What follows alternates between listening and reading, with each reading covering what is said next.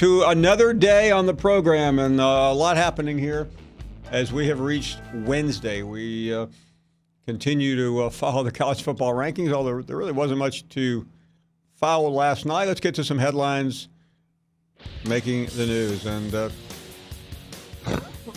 LSU at the top again. Will they remain? Well, this is what we saw last night. Bama continued being attacked around the country, but if you compare the numbers, they're actually in better shape than Oregon and Utah. And that's why they're ranked higher. Meanwhile, Michael Divinity is not eligible until the national championship game. That's optimism there, isn't it? He is back on the team. Still not exactly sure what's been going on down there, but it won't matter because he won't be able to play until January 12th. Meanwhile, Nick Saban wants Mac Jones to be the lead dog. Okay. We'll find out pretty quickly. A guy against Western Carolina. I bet he can be the lead dog against Western Carolina. Anyway, welcome to the program. We're here for the next couple of hours, and we hope you will be as well. Our phone number is 855-242-7285. A number of guests will be dropping by today. Ed Ashoff, Brody Miller, Bill Hancock. Mark that one down. And we'll talk about likeness with the West Coast Conference Commissioner. Name and likeness, I should say. Likeness is not completely the story. Well, anyway, a lot to talk about today. Last night, the rankings came out. Not much change. LSU, Georgia, and Alabama remain the same up here in New York all day. Many were beginning to throw dirt on Alabama's national championship hopes. Many in the media simply writing them off, saying they have virtually no chance to make it to the playoffs. Although if you look between the lines, they do have a shot. How good a one, we don't know. Anyway, let's get to the calls at 855-242-7285. And we start with Grayson in South Carolina. Hello, Grayson. Hey, Phil. How's it going? We're doing great. Thank you. I just called in to ask what you think is going to happen with Muschamp.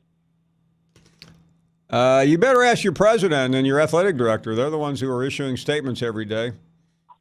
I don't think we're going to go for the buyout, but I'm personally not super against him getting fired because I was just wondering if he gets fired, who do you think is the best option to get hired? Well, listen, there's no way of knowing that, Grayson, and I don't mean to be snippety about it, but I mean you got a president and the athletic director who continue to issue conflicting statements. It's obvious that they're not on the same page. And, whether that means Will Muschamp has any shot at losing his job or not, I don't know. I mean, it's an $18 million buyout, and, the fans are disgruntled. It seems like there's chaos in the administration. I mean, right now, to get rid of Muschamp and to start a coaching search when you're really not sure what end is up is probably a futile situation. Glad to hear from you. Thank you very, very much. Let's talk to Jason in New York. Hello, Jason. Hi, Paul. Thanks for having me on. Thank you. I know Florida's shot at the playoff is quite a long shot, but just a quick scenario I'd like to share with you, if you don't mind. Sure. Let's see. Oregon loses to Arizona State, but wins the Pac-12 title over Utah. Baylor, I know you think Big 12 has a long shot, so Baylor wins out, including beating Oklahoma in the title game. Alabama loses the Iron Bowl. Georgia loses to Texas A&M and LSU. And Penn State, Minnesota each take another loss. If you had 10-2 Penn State, 12-1 Baylor, 11-2 Oregon, and 10-2 Florida, who do you think would get that fourth spot potentially? Yeah, I mean, listen, you've just given me something that's almost impossible to answer. Yeah. I mean, that's you're talking about how many different variables there? Oh, a lot. Yeah. Yeah. Well, let me make it simple for you, okay? Mm-hmm. Florida's not going to the college football playoff. All right. right. I think that's the simplest way, Jason, to. Yep. I mean, I don't mean to be the bearer of bad news, but No, that's all right.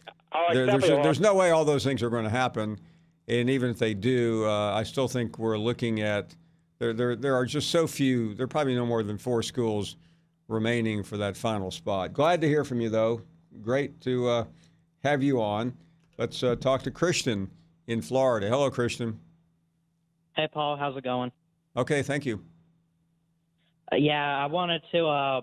I know there's been so much talk lately about Alabama and their playoff chances. Obviously, they need a lot of chaos to happen, And basically, to sum it all up, I guess teams just need to start losing. And in my opinion, by the way, thoughts and prayers go out to Tua. Sorry that we lost him, but I mentioned this. I think the last time I called. Have faith in Mac Jones and all that. And if he could put up some Tua numbers, that might impress the committee. And, I was just fixing to say it starts this weekend. I think if Penn State somehow can beat Ohio State, they would fall from the top 4, and maybe Alabama, if they can get a good win this weekend, could probably move up. What do you think? Thanks for the call, Christian. Listen, I think Alabama needs help. I don't think there's any doubt about that. Where Alabama is going to lose to the Pac-12, and whether they should or not, is with the conference championship game. But if the Pac-12 teams lose this weekend, but they're both in Arizona, I think Oregon has a more difficult game. Then things can start happening. But listen. I remember a couple, 7 or 8, 9 years ago, whenever 2011, Alabama lost to LSU and virtually had no shot. And then about 4 things happened over the next 2 weekends. Same thing happened in 12 when they lost to Texas A&M. It is not impossible. It's also not very likely. Chuck is up next. Hey, Chuck. Hi, Paul. Hey, Chuck. How you doing? You remember me? Of course, you're the odds maker, Chuck. If you remember, I made the LSU-Alabama spread pick'em, and it's Great. something I won't do again. I will not make a big prediction like that again. I'm quitting while I'm ahead. Okay. I think LSU is one of the best teams in the country. I can't guarantee that they're going to win the national championship. But, it's a possibility, and I pulled a huge upset, and I just wanted to let you know. Well, Chuck, I'm heartwarmed to know that. Dave is up next in Baton Rouge. Hello, Dave. Hey, Paul. It's been a while since we spoke. Great to have you back, Dave. Hey, let the Tigers beat Alabama at home. But, Paul, it's hard to be friends with you. I was watching Get Up this morning, and I swear, did you go to work for the Big Ten Conference?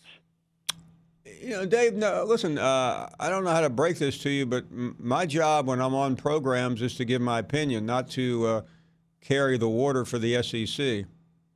Well, see, that's where I kind of disagree with you, and especially with LSU. I tell you what, Dave, I'll be more than happy to forward my contract to you. It stipulates on the first line that my agreement is with ESPN. Not with LSU fans? No. Excuse me. Let me amend that. It's with ESPN and Alabama fans.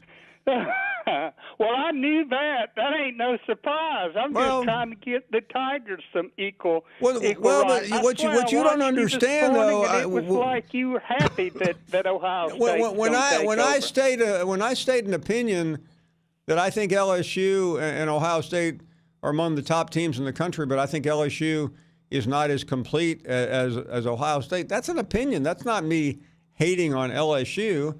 That's offering. I'm educated or not. I mean, I'm just another guy like you are.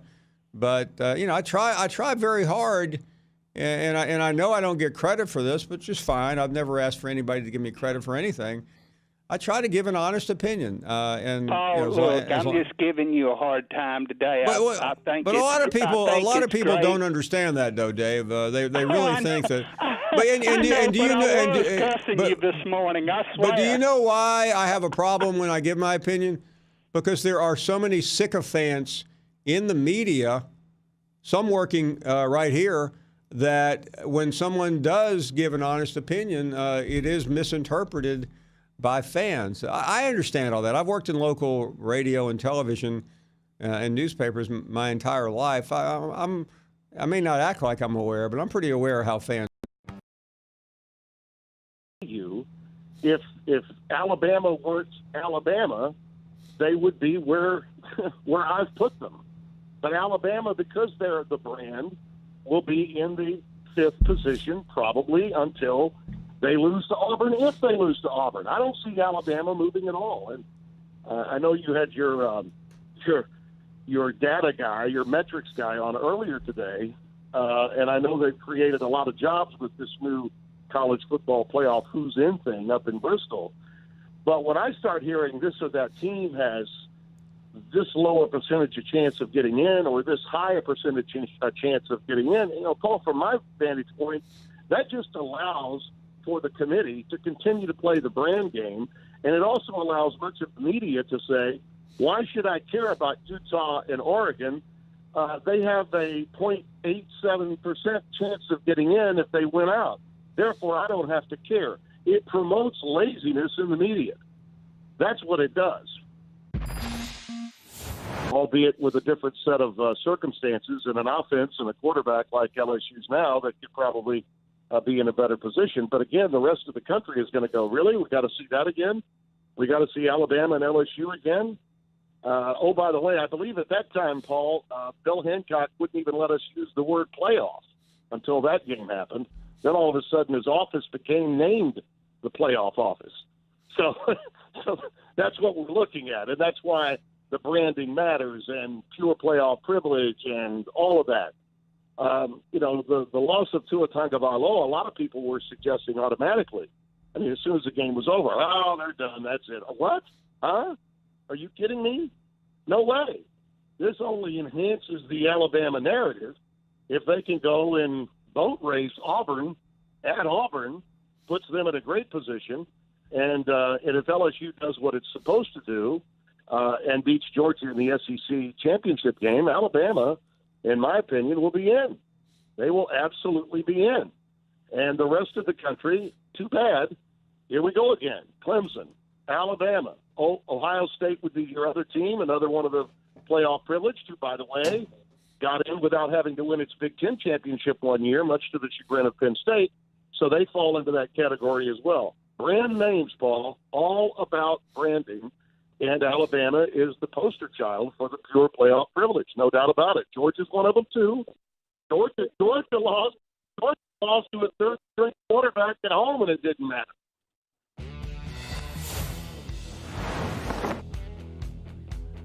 Welcome back. We are live in New York today. Glad you're here. We'll be in Athens on Friday.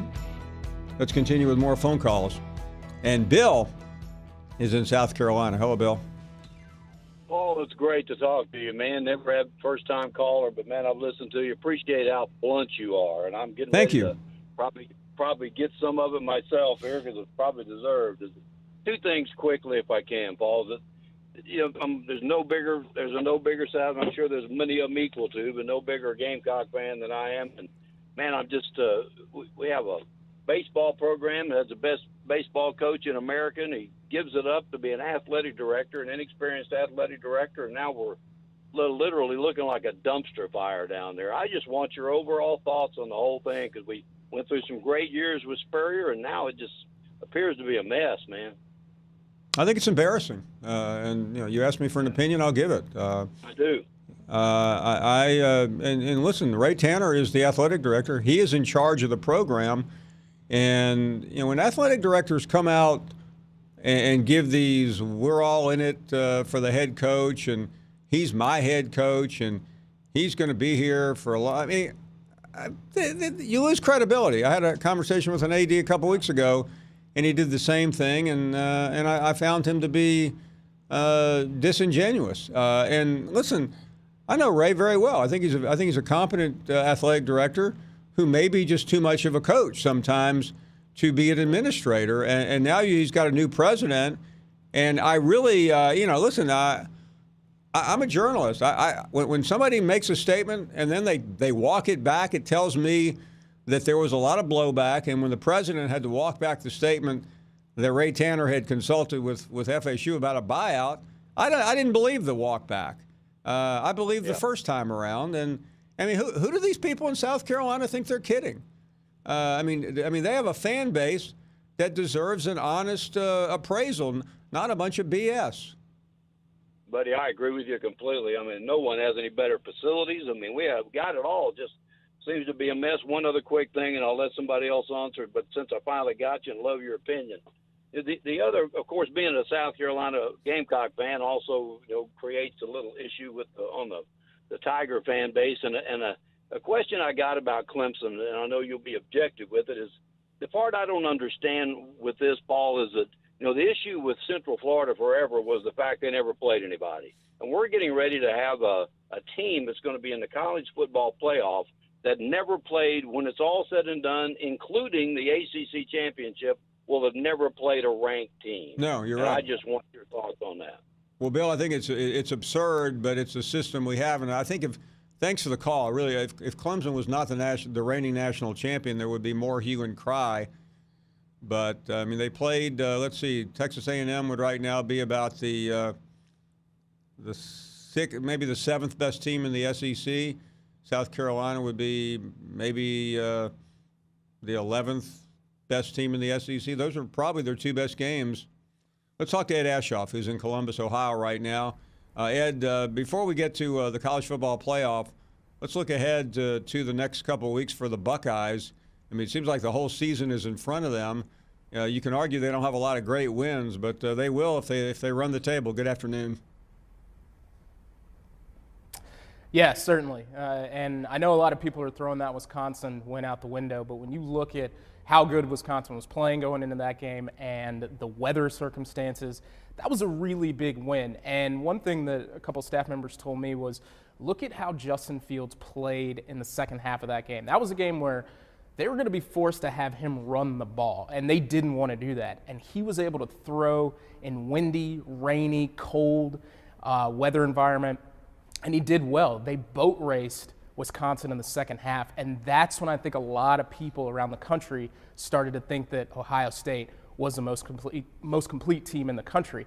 But it all changes this weekend. I mean, Penn State is arguably the best team they will face to this point. They have Michigan next week. But the thing about this Penn State game is this could be the first time that this team faces real adversity. They haven't had to play in the fourth quarter to win yet. And, Ryan Day brought that up at his press conference yesterday and said, yeah, we're going to have to put this game on Justin Fields' back. And he hasn't had to do that since his junior year of high school. His teams have been so good, and obviously he was hurt during his senior year of high school. So when he was asked about that, he said, oh yeah, I'm always ready for that.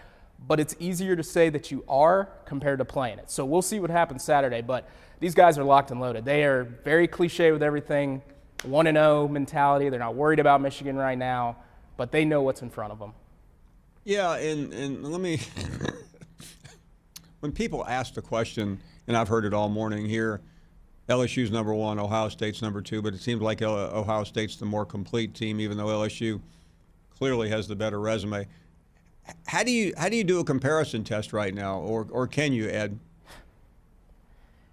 I mean, you have to get both those teams to play each other, right? Like, I got into Twitter battles about this all last week. Until you have a system where every single team in the country can play each other, which is never going to happen, you're never going to really know. So this is the best that we've got. And I agree with you. I heard you on Get Up this morning. I think Ohio State is the most complete team in the country. I think that LSU right now has the most exciting offense because we haven't seen it at LSU. And that's not to take anything away from him. Joe Burrow is playing lights out. I mean, he's number 1 on everybody's Heisman list. He should be.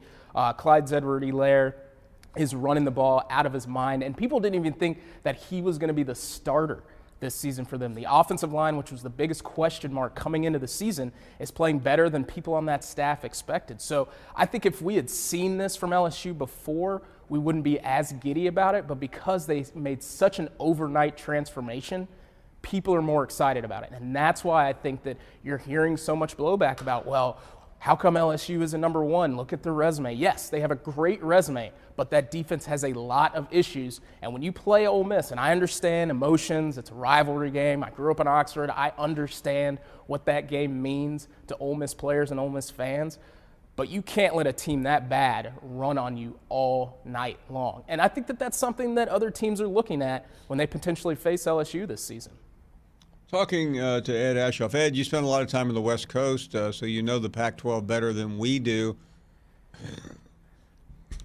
Start getting all these comparisons between Oregon, Utah, and they're really kind of one team right now in relation to the college football playoff versus Alabama. Is there any way, or can you compare and contrast? I think it's tough because Utah's schedule is the worst of all of them. I think that they are an incredibly complete team. Their defense is one of the best in the country. Tyler Huntley is playing better than people expected. He gained 25 pounds over the offseason, and it's working to his advantage. I mean, this offense has finally got some explosive pieces to it, something that is kind of unheard of. It's sort of like LSU, really, with Utah.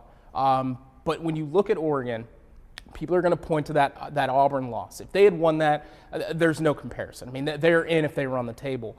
But if they don't have Auburn on that schedule, win or lose, they don't have much of a schedule either.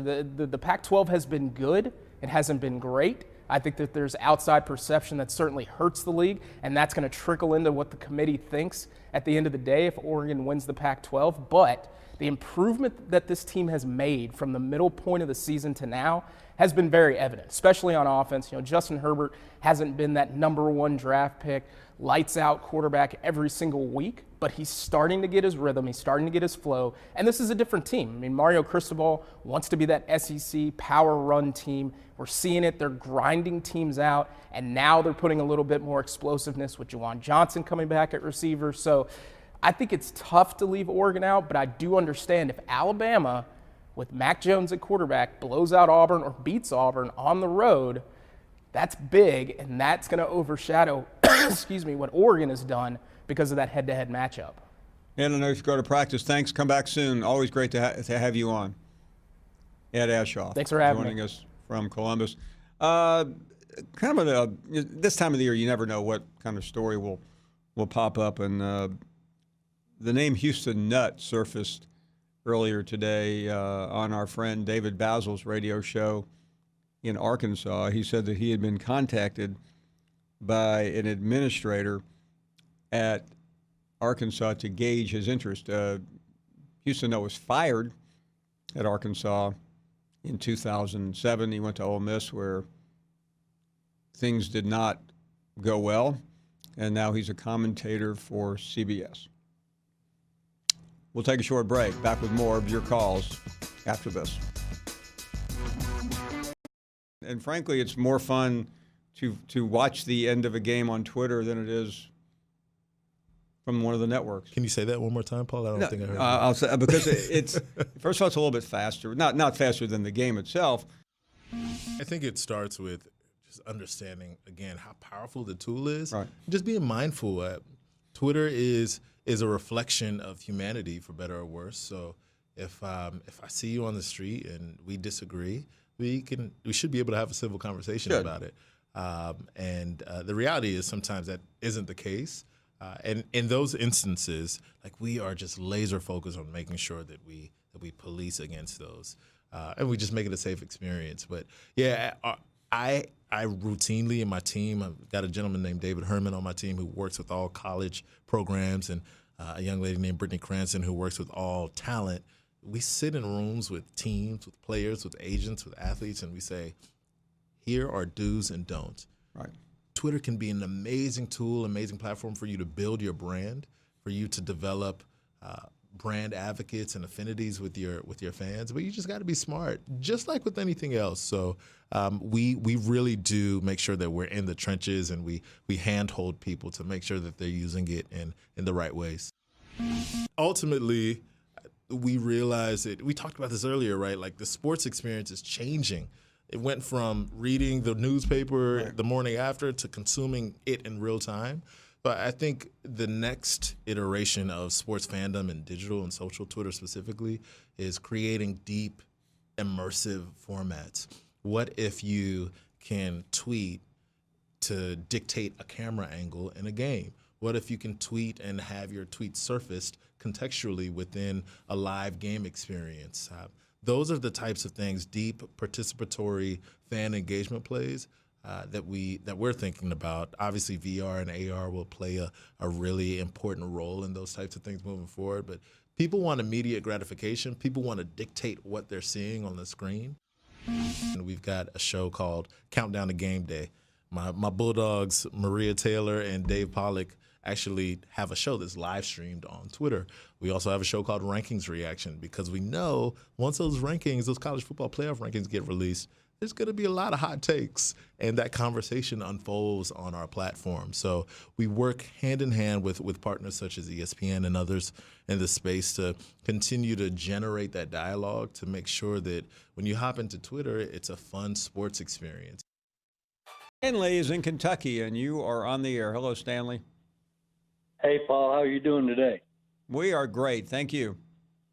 All right. Listen, I got a couple things on my mind, and then I'm going to get off here and let you talk to your viewers. Sure. The first one I want to talk about was on Monday. I was watching your show, and I didn't have a chance to call in. I was getting ready for work. But you put Darryl in his place. Now, I haven't seen the tweet. I don't know what he said. But from your reaction, I am sure that it was not pleasant.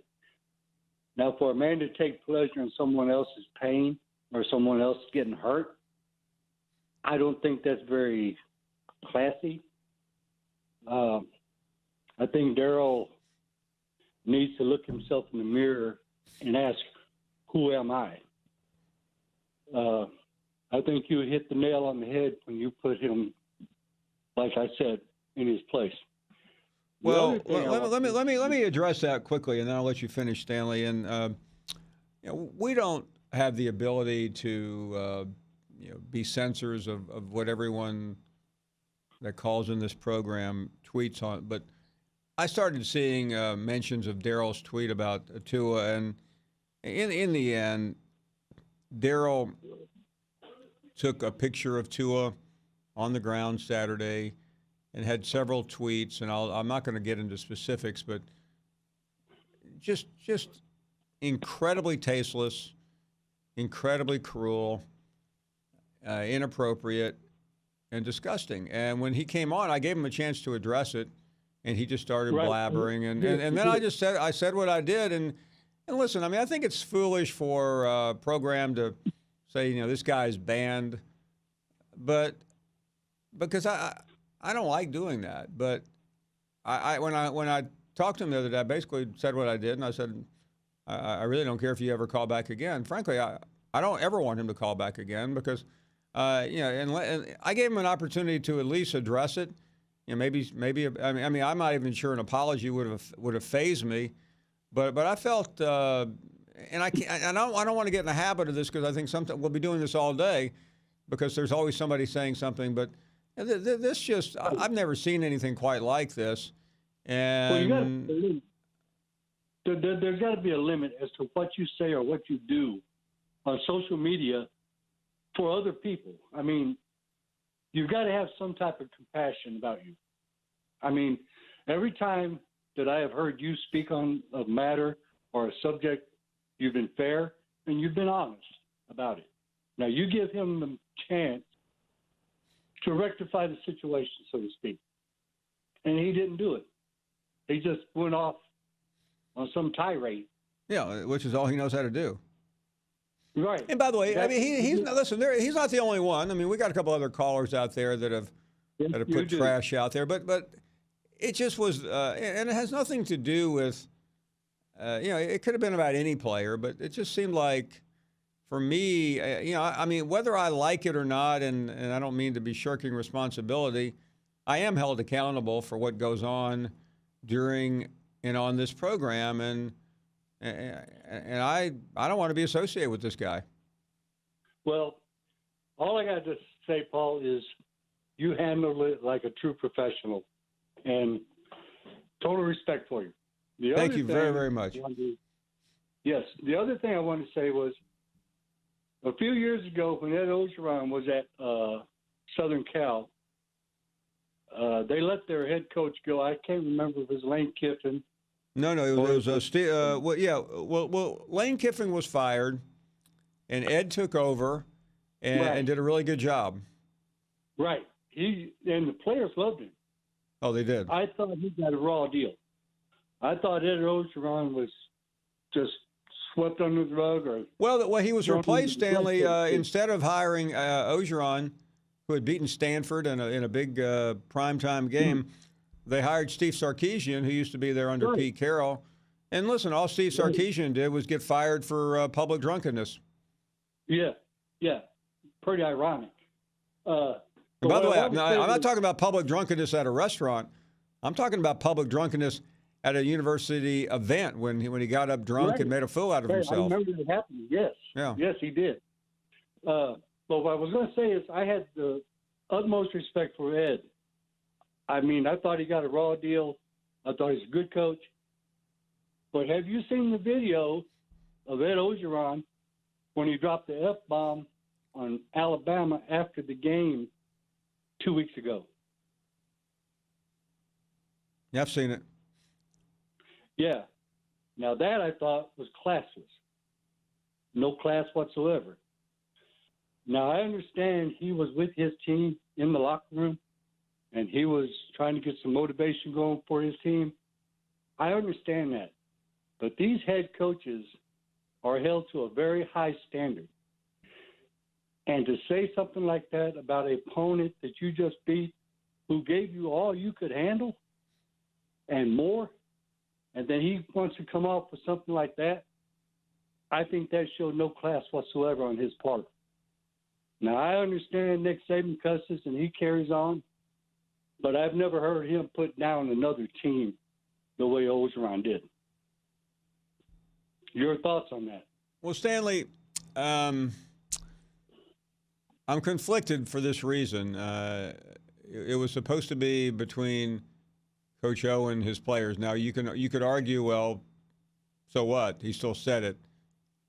I really was not. Thank you for the call. I was not bothered by it because I think it was in the moment. He was trying to send a message that we're not going to be run over anymore. We're not going to be somebody's underling. And in a way, I think he was doing it to resonate and relate to not only the people in that room, but the future recruits who want to play for someone who believes in them. Now, listen, is it the kind of language I would use? No, I'm not.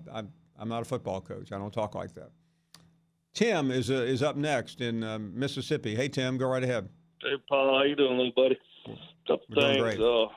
I just want to tell the caller that called in and questioned you a while ago. I'll tell your fans about Paul Finebaum. At least you're not a hypocrite. You come on here every day and you tell what is what. You know, we do got hypocrites like Reese and Kurt and all them. Paul, I know I said something to you about Clemson's schedule, but I want to give an example. For the past 2 years, 2 years ago, we've heard UCF get blasted by Reese. Play somebody, and you'll get in. But if you look on that list, this year, Clemson and UCF schedule is the same. But then we got Joey sitting here saying they should be number one. So I don't understand it, Paul. Well, listen, I've been pretty hard on Clemson. I do believe Clemson is a very good football team, but unfortunately, we're not going to find out until the 14th game of the season. And you know, some of it is our fault. What I mean by that is they're too big. I mean, they don't have to play two Power 5 games. I mean, they could do what Alabama's doing and play Duke and Western Carolina and New Mexico, and I can't remember all the stupid teams on Alabama's schedule, but they scheduled Texas A&M home and away, and it just so happened that Texas A&M is going to end up losing probably 5 games. So I'm conflicted a little bit because their one big non-conference game, in addition to their rival South Carolina, was supposed to be a really good school. And I can't help it that South Carolina is a disaster. Now, the one thing, I mean, here I am defending Clemson, but Clemson can't do anything about its conference schedule. The ACC is laughable this year. It's never been worse, and Clemson can only play that schedule that it has. Well, Paul, does Arkansas want to win? I mean, why are they going backwards on their? Well, let me say this.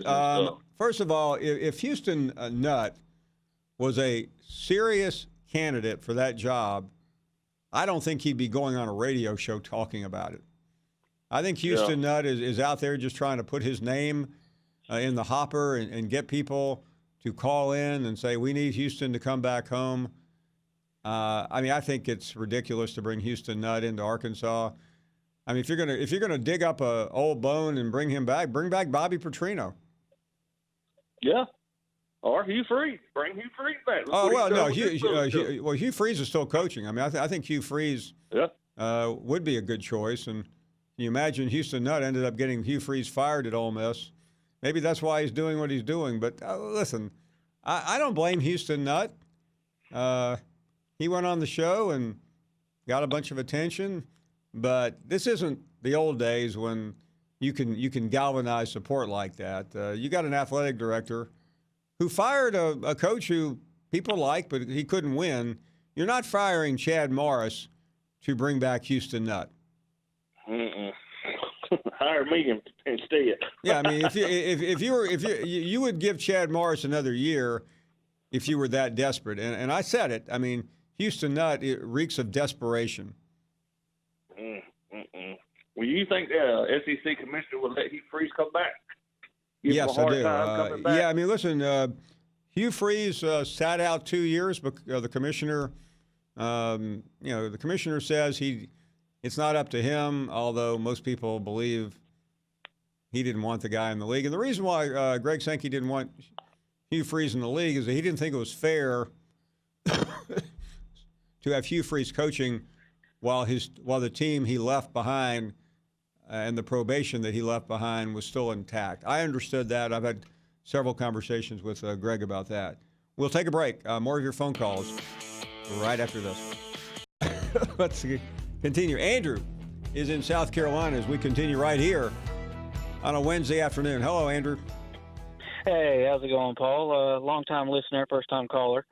Thank you. And I had to vent. I vent to you because I'd like your expertise on the situation. I know they've touched on it, but I've got to vent my frustration. South Carolina is just a disaster this year. Especially, Muschamp went out earlier in the year with press conferences. Oh, this is the best team I've had. This is going to be a good year. Yeah, we got a tough schedule, but we'll be okay. We're not even going to make a bowl game. And then I get more frustrated because whoever wrote that contract with a $22 million buyout is ridiculous. Well, listen, Andrew, don't scratch your head. This is Ray Tanner's doing, okay? Yeah, and that was my next point. I'm glad you brought him up because that was my next thing. Now you had this press conference not too long ago or whatever, or his site there about, he is our coach.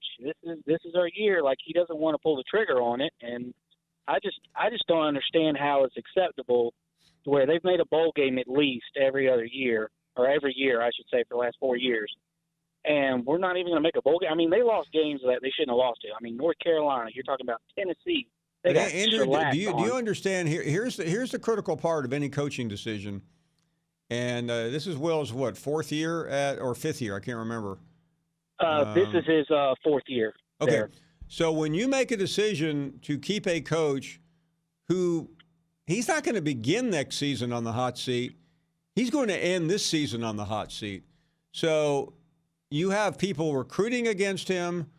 You have Clemson once again in the playoffs for the fifth year out of six.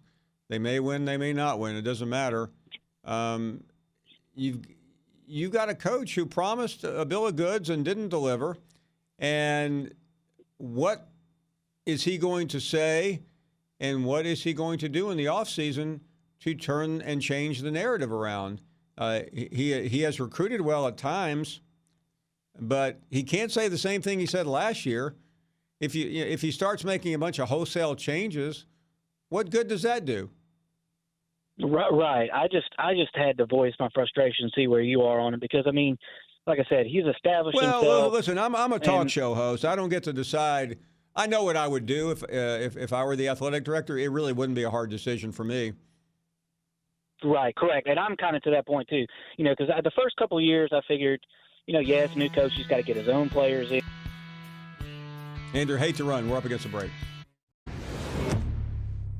A disastrous football Saturday in the state of Alabama. Certainly Auburn losing, but it was all about Tua. What happened a few miles away in Starkville, Mississippi, still has most of the sports world talking. Now, Dr. Lyle Kane, who did not perform the surgery, but he is the team orthopedic surgeon for the Alabama Crimson Tide, he says that the prognosis is excellent for Tua and that they expect him to make a full recovery. He will be returning to Tuscaloosa in the next several days to begin rehab, but our ESPN reporter Laura Rutledge, she learned that Tua will be on a partial weight-bearing recovery plan for the next 6 weeks. He'll be rehabbing daily in Tuscaloosa.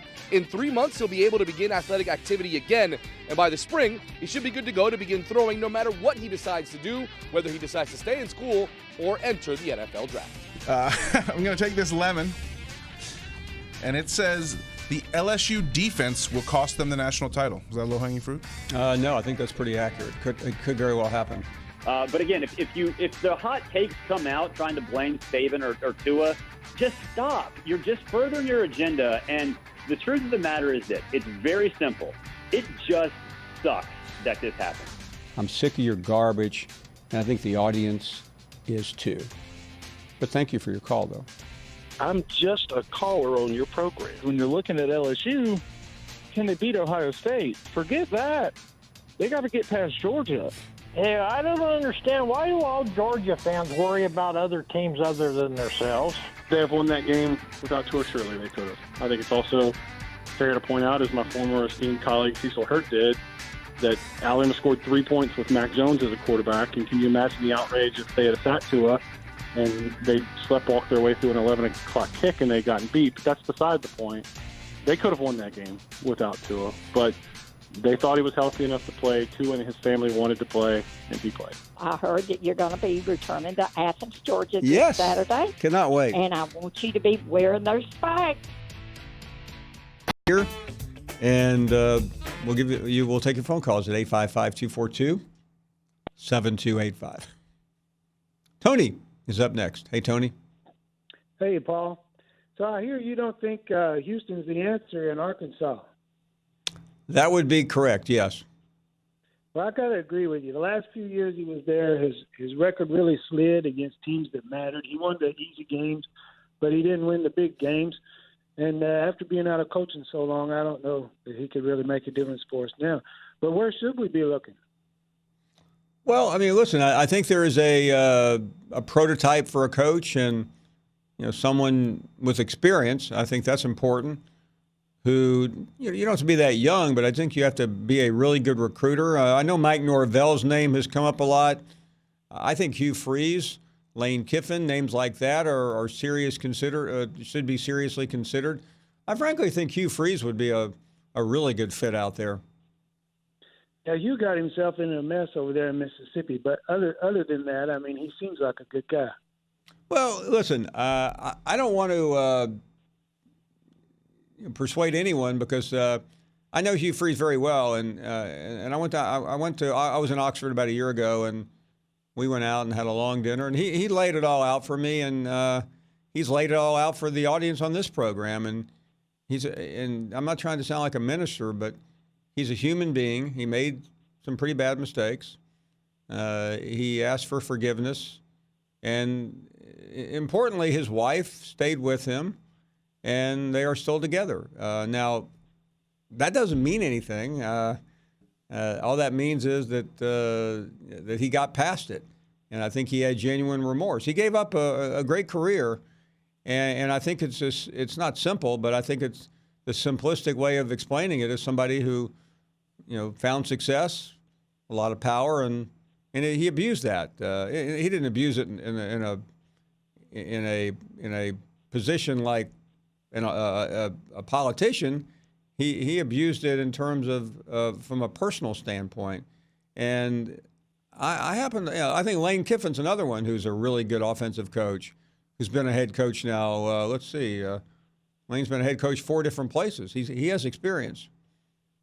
I'd rather see Hugh Freeze come over there than Lane Kiffin. He kind of I tell you what, I think Hugh's a better fit. Lane Kiffin would be a good coach somewhere. I think Hugh Freeze fits well into the Arkansas mentality because he's from Mississippi. He's worked in Memphis. He's at Liberty now. Yeah, I have a hard time believing Liberty University would have hired Hugh Freeze if they were concerned about the image and the reputation that he has. Well, I agree. That's my alma mater, Liberty University. Well, you know it better than I do then. Yeah. Lane Kiffin doesn't really seem like an Arkansas kind of guy. I don't think I'll be honest with you, he doesn't. But well, Tony, thank you. Listen, I'm not campaigning for anyone. I just know a good coach when I see one, and I happen to think Hugh Freeze is a tremendous coach.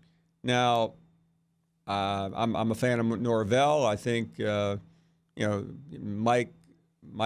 Matt Campbell's name has been mentioned. I think he would be phenomenal. I don't know if you can get Matt Campbell. You've already gone for the hot, young offensive mind in Chad Morris, and that didn't work out. I'd be a little more careful this time around. Drake is in Texas. Drake, you're on the air. Good afternoon. How are you doing, Paul? We are doing great. Thank you.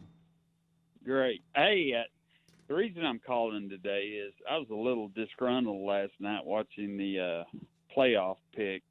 I'm a fan of Texas A&M, but I was a little worried by A&M not even being in the top 25. And then you look at teams like USC with a 7-4 record and 6-4 with Iowa State. And my question is strength of schedule, what A&M had this year, wouldn't you think that they'd be somewhere in that top 25?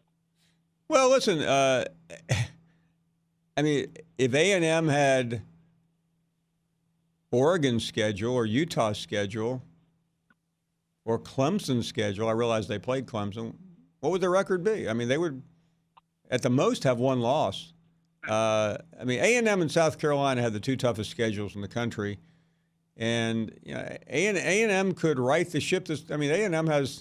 A&M will, next weekend, assuming LSU is number 1, that'll be the 3rd number 1 team they've faced this year. Has that ever happened before? I agree.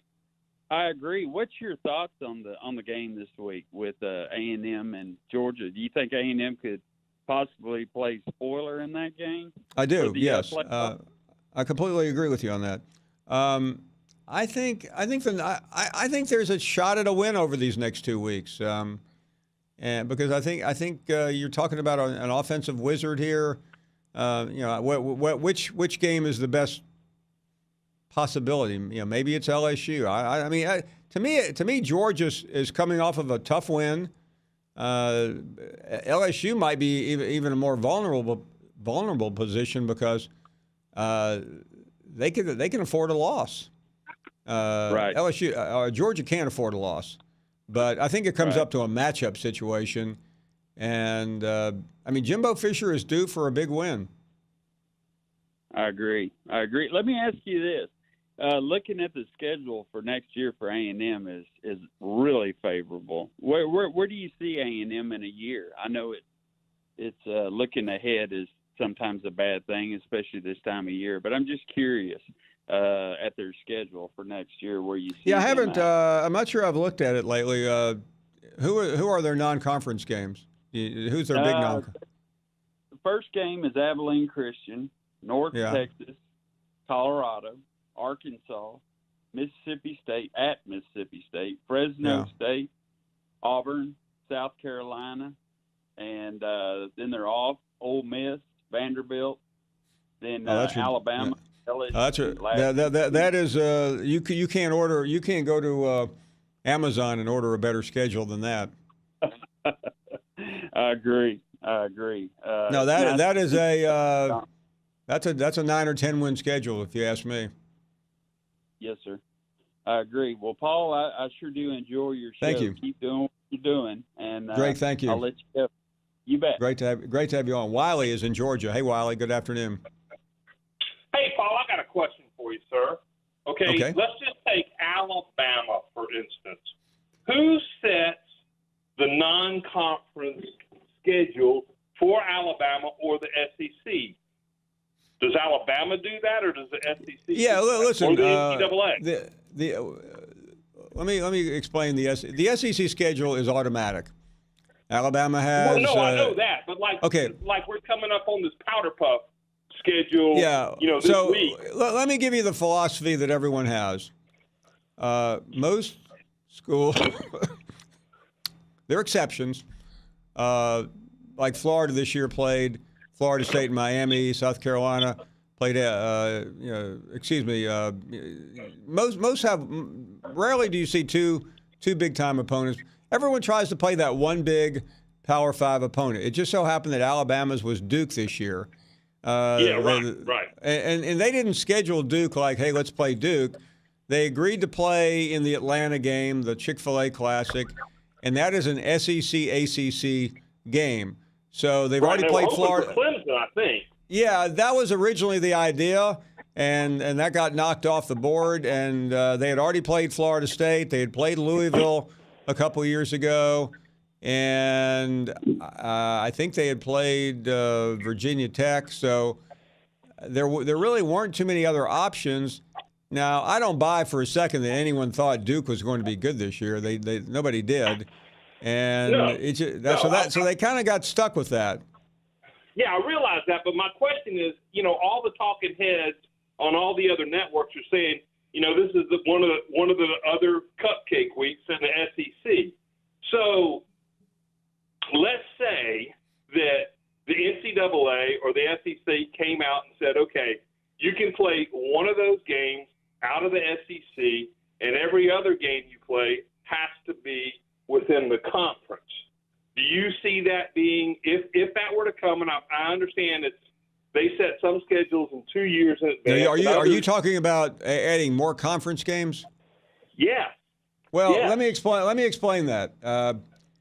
The SEC currently plays 8. A lot of the leagues, like the Big Ten, Pac-12, Big 12, play 9. The SEC is adamantly opposed to adding a conference game.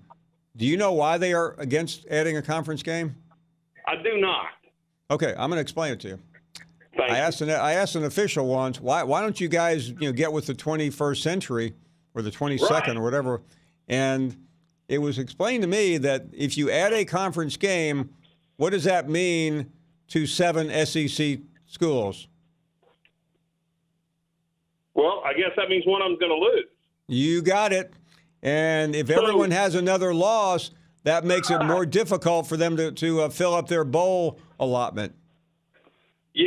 Yeah, but don't you think at some point in time, if, everything would be great that the bowls, I know the bowls are great and they're important because they give a lot of money to schools, as do these powder puff games, because like Alabama will probably pay, I don't know, $1 million, 1.3, something like that. So it makes their program for the whole year. But do you see a chance where the college football playoff will expand and some of these bowl games will become more of the bowl games will become part of the playoff system? Yeah, I don't think so. Listen, Wiley, thank you. I have friends who are very involved in the bowl system, and I have been a mild critic of all the bowl games, especially when elite players make the decision not to play in them. I understand how important bowl games are to communities, and I'm not here to knock them.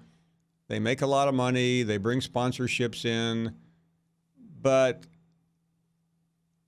why are we playing games like Western Carolina, Samford, Mercer, whatever the schedule is this week, Abilene Christian when we could have legitimate conference games.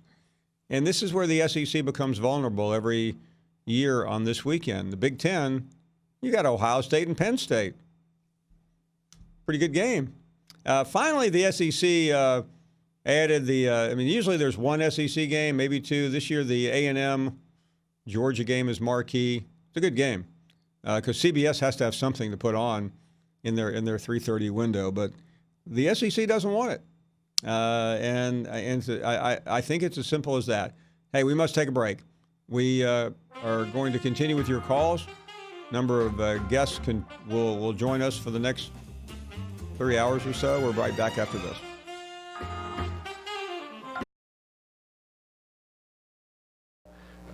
When I look back at the game, I'm real proud of our team, the way they fought.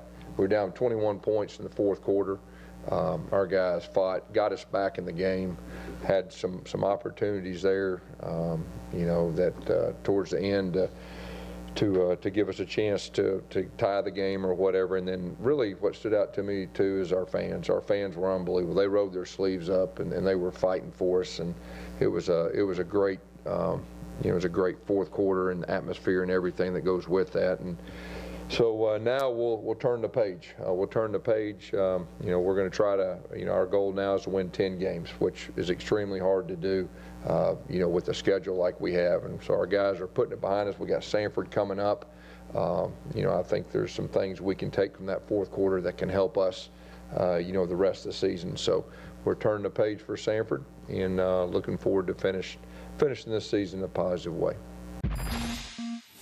Oh, no, I didn't. But if you look how a game unfolds, I think we were close through the first three quarters. I think we were close to 50-50. We may have thrown it a few more times and run it through and we really win the game knowing we had to be balanced. And when you're playing a talented defense, you need to be balanced. And we talked about that even last Tuesday. But, you get in the fourth quarter and you're down by 21 points.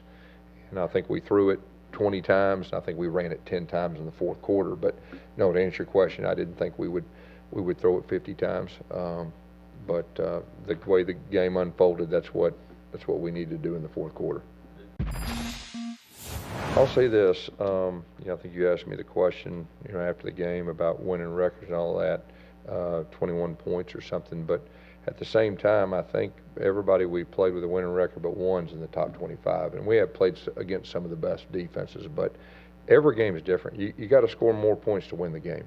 And that's the bottom line. And we didn't score enough Saturday to win the game. And, we're going to keep striving to do that. And, I feel like we will. We've had a couple opportunities. We didn't. The other night, the week before, we talked about scoring 20 points and having 500 yards offense. We got to put more points on the board. So I'm encouraged that we're going to do that moving forward, and we've been close, and we just got to do it. Well, we got some guys banged up. It was a physical game as well, it always is. But, I think for the most part, came out of it okay. SEC Nation continues. Where else? The University of Georgia this weekend, 10 o'clock.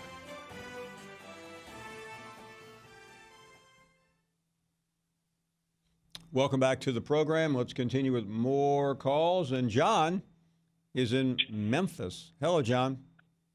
Good afternoon, Paul. How are you? I'm well, thank you. Okay, I think I caught your cold. But I guess really just one two-part question. Mac Jones, he's got 2 years of eligibility left, is what I heard on one of the game casts. And so he's got 2 years of eligibility left, which is going to make him pretty prized as a grad transfer. And it's like Bram said, why does he got to transfer? If he's got 2 years of eligibility, why can't he do his graduate work at Bama? Well, he can. Listen, right now we don't know what next year is going to look like. Mac Jones will be assuming let's say he has a great game against Auburn and leads them either to the playoffs or to the Sugar Bowl. He would probably be the favorite next year to be the starter, even with this gunslinger coming in from California. but he's going to graduate in December. And Yeah, right but, now it seems they got to go. But tell me this, Sean. Why would he leave to go somewhere else when he's probably going to be the starter at Alabama? Well, that's my point. He's got 2 years of ability, even though he graduates. Can he stay there as a grad? I thought grad transfers, that was the whole point of the grad transfer. They had to transfer in order to keep playing. If he can keep playing at Alabama, that's great. Well, I think he will. He can play, you think? He can continue? Well, I think he has another year. I could be wrong, but I'll double check. Well, like I said on the GameCast, they said he graduated so fast. He's got 2 more years of eligibility. So he's listen. He'll be there next year. Now after that, I have no idea. Hey, thanks for the call. Really do appreciate it. Joey's in California. Hello, Joey. Hey, Paul. How you doing? Well, you're doing well. Thank you very much. I was just wondering, since Alabama lost to LSU, I got 2 takes for you. How do you think they get back in? Because, it's set up now for them to just get jumped over with a Pac-12 champion. And I'm thinking, Clemson could lose to Clemson lose to South Carolina. Really? Yeah. I mean, South Carolina shows up to play in every single game that they're playing one of these ranked opponents. They showed up versus Georgia. They beat Georgia. They showed up versus Alabama for the first half. I mean, why wouldn't they show up for Clemson? They haven't beat them in, 4 years? I think this will be the 6th straight year they've lost to them if they lose. 6. Or either 5th or 6th. I can't remember. Yeah. Listen, Joey, I don't know what South Carolina is going to do. The only thing I know about South Carolina is that the president seemingly issues a new statement every day clarifying something he previously said. Ken is up next in Atlanta. Hello, Ken. Hey, Paul. How's it going, my man? We are doing great. Thank you. Good, man. First time caller, long time listener. Thank you. Look, man, I am scared as heck for Saturday and my dogs against A&M, man. Oh, Jimbo. Jimbo's due for a big win, and I just hope like hell it's not this coming Saturday against my dogs. What do you think? Listen, A&M hasn't shown that they're capable of beating a really good team. If you look at every game they played against Clemson, they really couldn't get it going offensively. Alabama, that game was over. The Auburn game, they were really shut down offensively. Trying to remember who else LSU. Well, they haven't played LSU yet. Yeah. Yeah. I mean, the Arkansas game, it took a 4th down stand. They barely got by Ole Miss. I don't see a lot of indicators for me to believe unless Georgia is really flat. Now, coming out of the Auburn game, it's entirely possible. Let me ask you this too, Paul. What's your opinion on Georgia's offensive coordinator, man? To me, he doesn't seem to be creative enough. He don't. He's vanilla. I mean, you could pretty much predict what Georgia's going to run from the games I've been watching them all year long. And with the 5-star talent that he have on the offensive side of the ball, he should be better than that, man. To me, let's cut to the chase. Jake Fromm is a very good quarterback, but he has some limitations.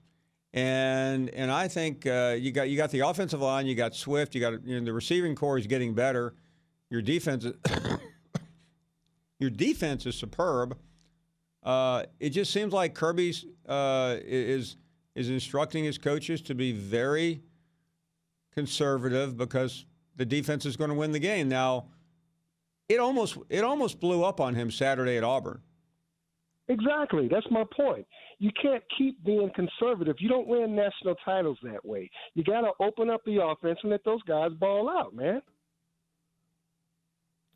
Well, you're right, but I think he's continued to live on the edge. Now, we saw what happened against South Carolina. That was really about Georgia's offensive line and special teams. and they broke down. I mean, look, Georgia's not going to score a lot of points. I think we can score enough, though, Paul. We can score enough, man. Nice talking with you, man. Enjoy the rest of your day. Listen though, but when in terms of Coach Coley, he's doing what Kirby Smart tells him to do. I never like blaming a coordinator because the coordinator answers to the head coach. Thank you for the call. Really do appreciate it. Pate is in Oxford. Pate, you're on the air. Go right ahead. Hey, Paul. I was wondering what you were thinking about John Rice Plumlee, Jayon Ely. We got Elijah Moore on the offensive side of the ball. We got a bunch of young guys on the defensive side of the ball for Ole Miss. What do you think that future of Ole Miss is like? When do you think they're going to be ranked? What are you thinking about that? I'm pretty upbeat. I think if Ole Miss can go into Starkville and win the Egg Bowl, they are going to go into the next season with tremendous momentum. We had Plumlee on here yesterday, and this guy can do everything. I mean, he's just a special kid, and I walked away as impressed with a young quarterback or player as I've been in a long time. Hey, thank you for the call. Paul is in Augusta. You're on the air. Welcome to our show. How are you? Thanks for taking my call, Paul. I got a couple of things for you. First, number one, Roll Tide. Thank you for putting Daryl in his place. I thought that was very appropriate. The next thing I got for you, you remember back in 2017, Auburn beat Georgia and then beat Alabama, correct? That is correct. The one thing that LSU and Georgia have in common is they both get to play Texas A&M.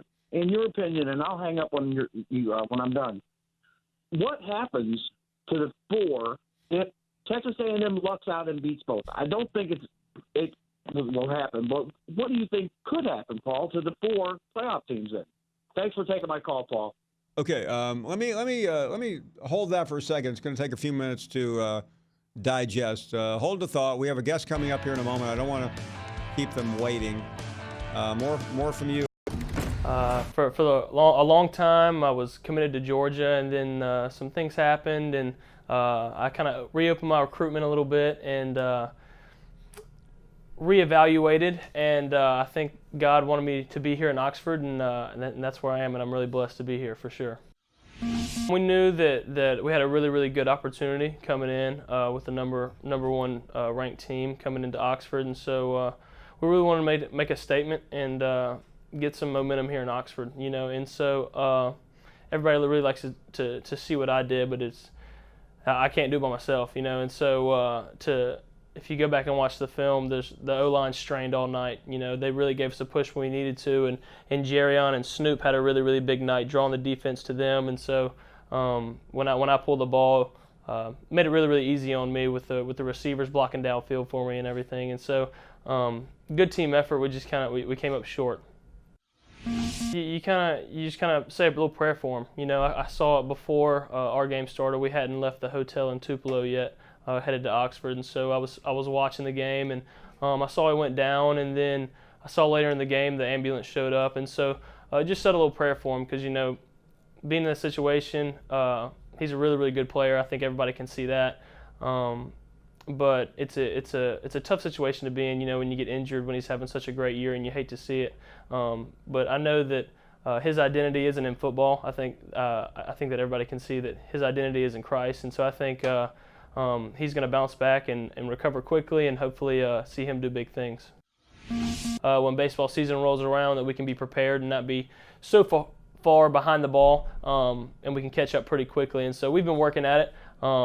Mainly right now we're really focused on football, though, since we're in football season, but just keeping the rust off, really, our swings. Is there more pressure on you playing the piano or trying to deal with Derek Brown and the Auburn defense? I don't know. I think it kind of helps you in both ways, and being able to perform, Growing up, I've always been a performer, whether it be on the football field or the baseball field or whatever I was doing, or in the, performing in front of people at a concert or piano. And so I've always liked to be in front of people and show them what I can do and display the blessings that God has bestowed upon me. And so I think they're probably about even. They're not much far apart. Well, I I have to hand it to you. I mean, you blow me away here with some of these answers.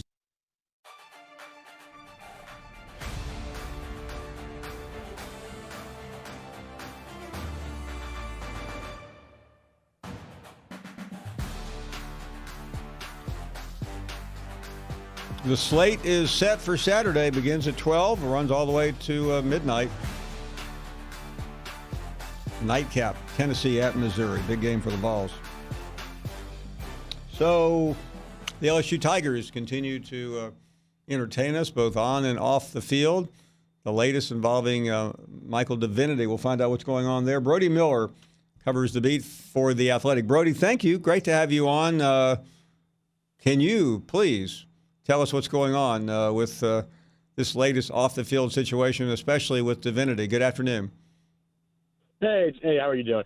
Yeah, so it's a situation where, obviously he left the team, as you know, the week of the Alabama week. And Ed Ogeron said it was for personal reasons and whatnot, which is kind of a vague reason they give for a lot of different issues that can mean a wide range of things. Now that he's back, Ed Ogeron said on his on the radio this week and on his teleconference this week that he's back on the team, but he will not be able to play. He gave the date of the earliest him being able to return would be a hypothetical national championship game, which kind of confirms what most of us had been hearing around this beat, that he was going to be suspended for about 6 games for disciplinary reasons. He was already planned to be suspended or held out for 3 games this season before this latest issue, and now it was going to be 6 games, and now I think they're bringing him back, which really comes down to more of a want to help the kid out, want him to be around the team, think that'd be better for him, better for preparing for the draft and the NFL and all these things of actually working with the team every day. Also, I think it will help the team in a lot of ways, having one of the more vocal IQ guys on the team kind of around every day. But it's still a fluid situation. I don't think anything is completely ironed out, but Michael Divinity is not expected to play anytime soon. So I saw something that he could be eligible if LSU makes it to the national championship game. Is that possible? Yes, that is what Ed Ogeron said on the teleconference this week, which goes back to, from the date that he was taken off the team. He was going to be held out for 6 more games this season, which would line up with the timeline of national championship game. That's being optimistic, I guess. Brody Miller joining us. Brody, let's talk about where LSU is, and we all know they're number 1 in the country, but the attacks on the defense are coming fast and furious from our brethren in the national media, and you cover this team. I know there've been some dropouts, including Divinity, but what's going on with Dave Aranda's defense? It's really tricky, right? And it's been hard to pin down because there are so many areas where this defense has been fantastic and so many spots where you have to give them credit. Shutting out Florida the final 25 minutes of that game. Auburn's not a great offense, but holding them consistently all game in a top 10 matchup. I think you have to give them a lot of credit for the fact that they held Alabama to 6 points of offense on for what it's worth, a kind of fluky touchdown in the first half and 2 yards per carry. They have spots where they look really great. And then they have spots, where they gave up 28 in the second half to Alabama. They had a 28-3 lead on Ole Miss, and Ole Miss just broke explosive play after explosive play. And then you go back to, Texas scored every drive of the second half. Vanderbilt had a few explosive plays.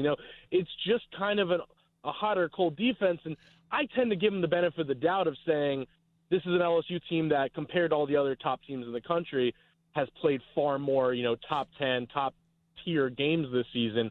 So it's a little tough to go by, aggregate stats when you're looking at that, when it's like, okay, you just played Alabama and Auburn in 2 straight games. You might get a little sloppy against an Ole Miss. It's a little tricky to be too harsh on them. I think they're really good at stopping the run in the middle. They have a really good outside defense, in terms of the perimeter of stopping, with Christian Fulton and Derek Stingley. Their main problem is they allow explosive plays. That's been the key thing all season. And I think that goes to some tackling issues, maybe a little bit of fatigue issues where this up-tempo offense has a factor in there. I think there's a lot of things that are kind of coming together to make this happen, but I just tend to prefer to judge a defense by how it looks in the games where it's really locked in. And I think it's a good defense. It's not a great one. It's not as good as Ohio State's, Clemson's, or Georgia's, or any of these teams, but I think it's a top 25 defense.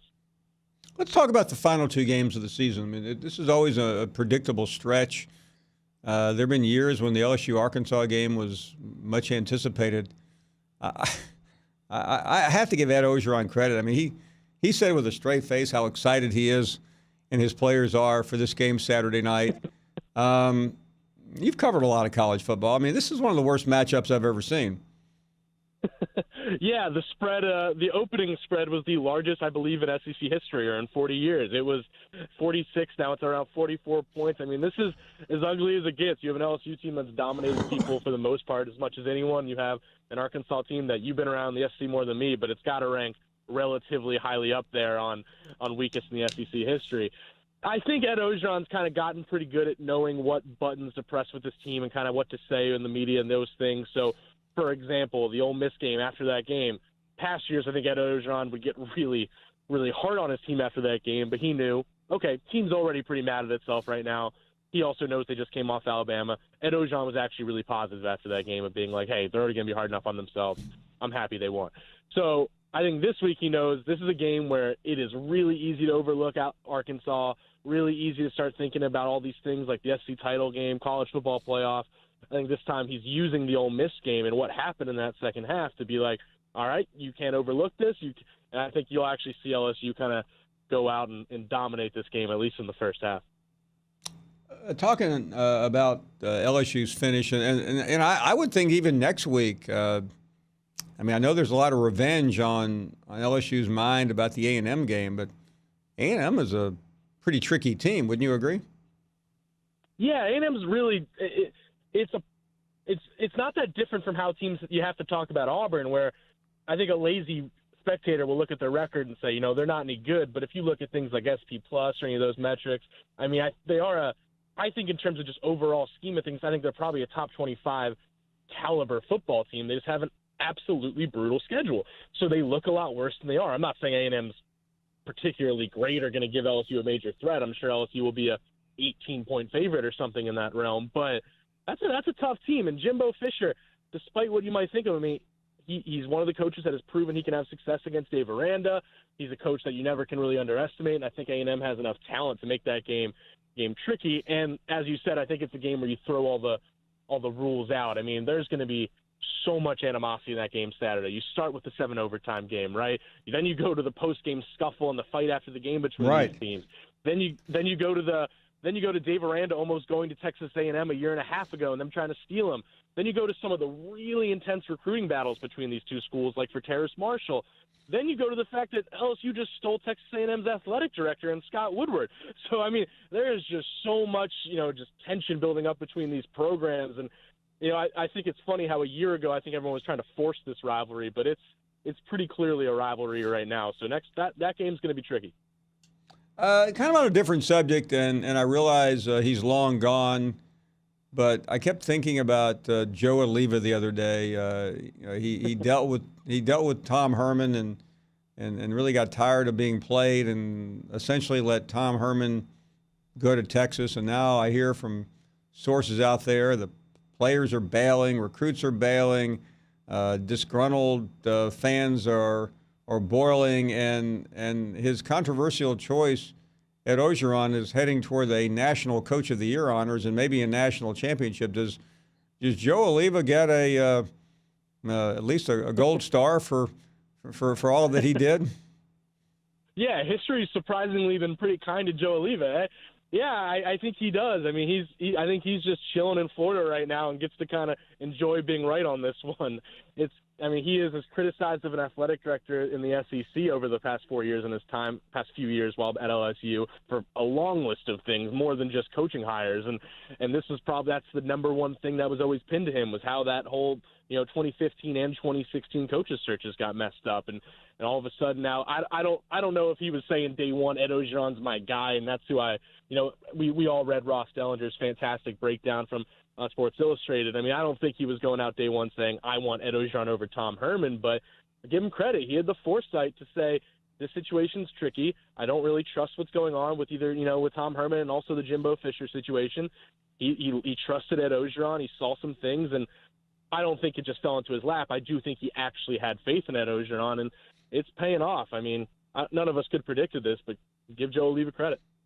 And one last thing, Brody, he also stuck with Will Wade, who not only has a top 25 team, but he is packing the stands, especially on the road, because students love to come out and root against him. Yeah, that is one way to view it. Yeah, I'm not sure if he was necessarily, Mr. Will Wade in his corner or No, anything I'm just like kidding that, about that, but yeah. But no, you're right. He didn't, he did stick with him and he did reinstate him. And I don't know if necessarily Joe Leva gets the credit for all that, but hey, it's working out. Listen, I just wanted for the first time in my career to say something positive about Joe Leva, so I've now officially done it. I'm with you. Hey, Brody, we'll talk soon. Thanks for the great coverage. We will see you in a couple of days. All right, thanks for having me. Take care. Great to have you on. Brody Miller from The Athletic. Will Wade got a bit of a rude awakening a week ago when he went back to VCU. If you didn't see about it, I think you can check out the FBI Most Wanted list and find his picture. We'll take a break. More to come. More of your phone calls right after this. Amy, go right ahead. Hello. Hey, Paul. How are you? I'm doing great. Thank you.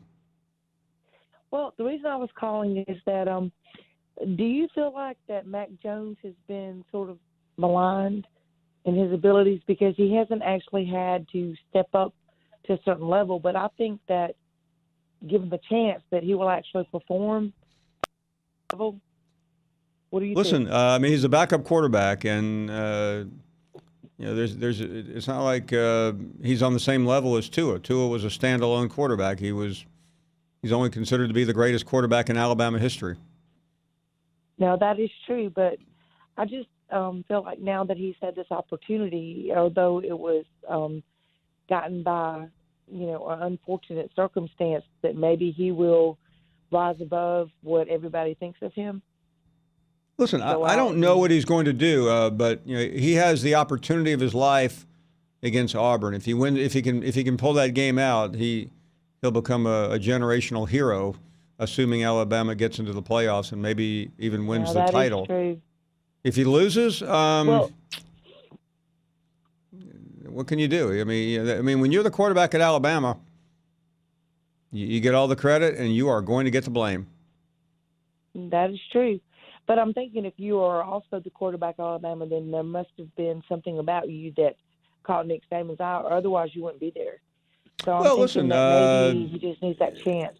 Yeah, don't forget, a year ago he was the third-string quarterback behind Jalen Hurts and Tua. I mean, he took a chance. He was a four-star quarterback that had great ability, and he may still. I mean, I don't know. I've only seen him in one and a half games, and he looked really good against Arkansas, but everyone's looked good against Arkansas. Andre is up next in the ATL. Hey, Andre. Coach, I got to call you out, Coach. I don't want to, but I got to.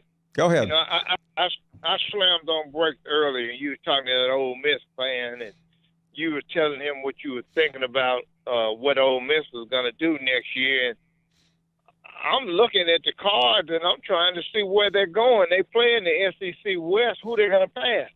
They're going to pass Alabama. They're going to pass LSU. They're going to pass Auburn. Are they going to pass Texas A&M? Where are they going, Coach? Well, you don't know. They're probably going past Mississippi State if they can beat them. They're moving past Arkansas. I mean, hey, listen, it's a tough neighborhood. You can't just you can't go too fast. But Ole Miss's expectations are different than most. Okay, Coach, if I read between the lines, what you're telling me is they're a middle-of-the-pack team in the SEC West. Without saying it, that's what you're saying. Yeah, I think that's fair. Okay, well, in other words, they're not going anywhere.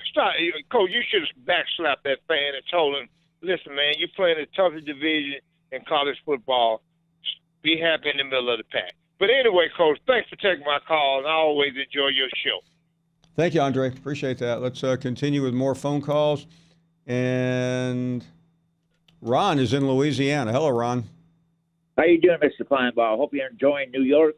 I am. Thank you. Yes, I have two things. I just want to, in a little defense of LSU's defense, they haven't had their number ones actually play with each other in any game this year so far. That's just a small excuse. But as of last Saturday, I have never seen such a horrible defense from them in my entire life. The dang line scrimmage, the defensive line looked like a bunch of fat dudes running around there, and next thing you know, you look right behind them, and there's not one linebacker back there. Like, where do they go? You know, they just look horrible. But the other question I have is that I wanted to know, when LSU played Auburn, you know, the scores were really close, but they had over 500 Hey, Ron, yards. let me. I apologize. We got you a trip up the East Coast. I'd like to know if there's anything you don't do well. I mean, you're a really great baseball player. You're a great quarterback. You're a musician. Tell us about your musical skills. I've been playing piano since I was in the 2nd grade. What a great interview. Too bad the guy plays for Ole Miss. Lee is up next. Hey, Lee, go right ahead. Hey, Paul. I tell you what, Lee, hold the thought. I apologize. I don't want to crowd you. Don't go anywhere. But I just decided I would call you today and see if I could get through. And that I saw that young man from North Mississippi. Texas A&M is one of the 25 best teams in the country, but they won't be ranked if they were to lose those last two. Yeah, I mean, they have played literally everyone. And here's something else I'm going to tell you. I don't think Alabama's going to make the playoff. I think Oregon's going to jump them. But this is what's going to happen. You heard it here. Oregon goes in Arizona State and gets knocked off. He's a Georgia grad. There we go. Don't make me start barking in here, Paul. Are you finally at least drinking a little Mullinae? Would you like to hear my Coach O imitation? I would. Thank you. Go Tigers, Paul. You got a great show. You're the #1 SEC leader, Paul. Keep it up. You know, in the last 48 hours, he has said that Ray Tanner did talk to FSU and that Ray Tanner did not talk to FSU. I've put in 2 requests to talk to Bob Castle, and he won't talk to me. He's talking to everybody else in the state. Clemson leads in the series 70, 42, and 4, including a 51-32 3 advantage in Columbia. That is unacceptable. And frankly, it's more fun to watch the end of a game on Twitter than it is from one of the networks. Can you say that one more time, Paul? I don't think I heard. Here's the way to get on this show. Say that the host of the show is the best you've ever seen. We'll put you right on the board. We promise you, if you say only good things about the host, we will share your tweets with the audience. We are 1 day removed from the college football playoff rankings, part 3, and we're expecting a conversation momentarily with the executive director of the college football playoff, Bill Hancock. That's always one of the highlights of this week. We'll talk to him in a minute. Reggie is in Kentucky. Hey, Reggie. Hey, Paul. I haven't called you since the basketball tournament last year. That's when I was bragging upon Auburn, and that was 2 games before they played Kentucky. I wish I'd have been wrong about that, but we see where Auburn ended up. They had quite a year. But reason I called, I do want to remember, I tried Monday and Tuesday and couldn't get through. Tua and his family. I want to remember them in prayer. And, Paul, this is something that I have not heard from anybody. I've watched a lot of stuff. I'm so glad there was not a cheap shot that took him out. It was a football play. It was. It was. And I have never heard anybody say that. But, you know, if somebody would have cheap shot him and hurt him for the rest of his life maybe, that would have been a shame. That would have been awful. No, you're right. And listen, I've seen the play as you have. It's a case of, I think, his ankle getting in the way. He knew he was about to get hit. He couldn't get rid of the ball. He tried to avoid a serious hit, and he went down. And it's just, the only thing I'll say positively, though, is that the doctors are upbeat. Now, listen, I don't know if they would be downbeat. I mean, they just got through doing a complicated surgery. There were no after. I mean, sometimes things can happen during surgery. Yes. The expectation is good in terms of where he'll end up. He'll lose money, but if you're a good NFL quarterback, it's not the first contract that makes you rich. It's the second contract where you where you cash in. Thank you very much for the call, Reggie. Always a pleasure to welcome our next guest to the program, Bill Hancock. He's the executive director of the College Football Playoff. Bill, great to have you back on the program. Paul, one of the many things I enjoy about college football season is our weekly conversations. Well, so good to hear from you. You bet. It's always fun for me to get to sit back, put my feet up, and listen to you tell us exactly what happened in that room over the weekend. So, what were the big topics of conversation? I think this time, I don't have a timer in my hand, but I think the committee spent as much time as anything this time on that Alabama, Oregon, Utah kind of segment of the group. That's my feeling about this week. So we know the protocol. We know what they're basing their vote on, but help us better understand, because Tua got hurt before the half. So we had a half of Tua, a pretty significant half, 35-7, and then a little bit of Mac Jones. So what are they telling us by putting Alabama ahead, at least for now, over Utah and especially Oregon? Well, just telling us that the games, they're 60-minute games, of course. You wouldn't have the committee rank on halves. I mean, look at the Oklahoma Baylor half versus half, and you could have a debate like that over a lot of different games during the season. Fact is, Alabama's resume to this date was strong and earned them the nod over Oregon. We know that Oregon has a potential conference championship game, or Utah does. Can you explain to the audience, I know you've done it before, the importance of that conference championship versus a team that will be home watching? Well, it's significant. As we talked before, the committee is instructed to use 4 tiebreakers if it sees the teams as comparable, and those are head-to-head, results against common opponents, schedule strength, and conference championships won. So those are not weighted. It's up to each committee member to decide which is more important in his or her mind. But those conference championships, that's really important. So if the two Pac-12 schools are one spot behind Alabama, right now the committee is saying Alabama is ahead of them. So what should we draw in if we move this conversation ahead 2 weeks and Alabama has an 11-1 record and Oregon has a conference championship? Well, those of us in the room don't speculate. It's not our job to project ahead. Well, I didn't ask you about speculate. I'm just telling you, what does that mean? Well, it means conference championships are important, and Okay. it means that folks need to read into that what they will. But we still have 3 more weeks of ball ahead. Okay. So, like you said, let's sit back, put our feet up, and watch what happens on the field.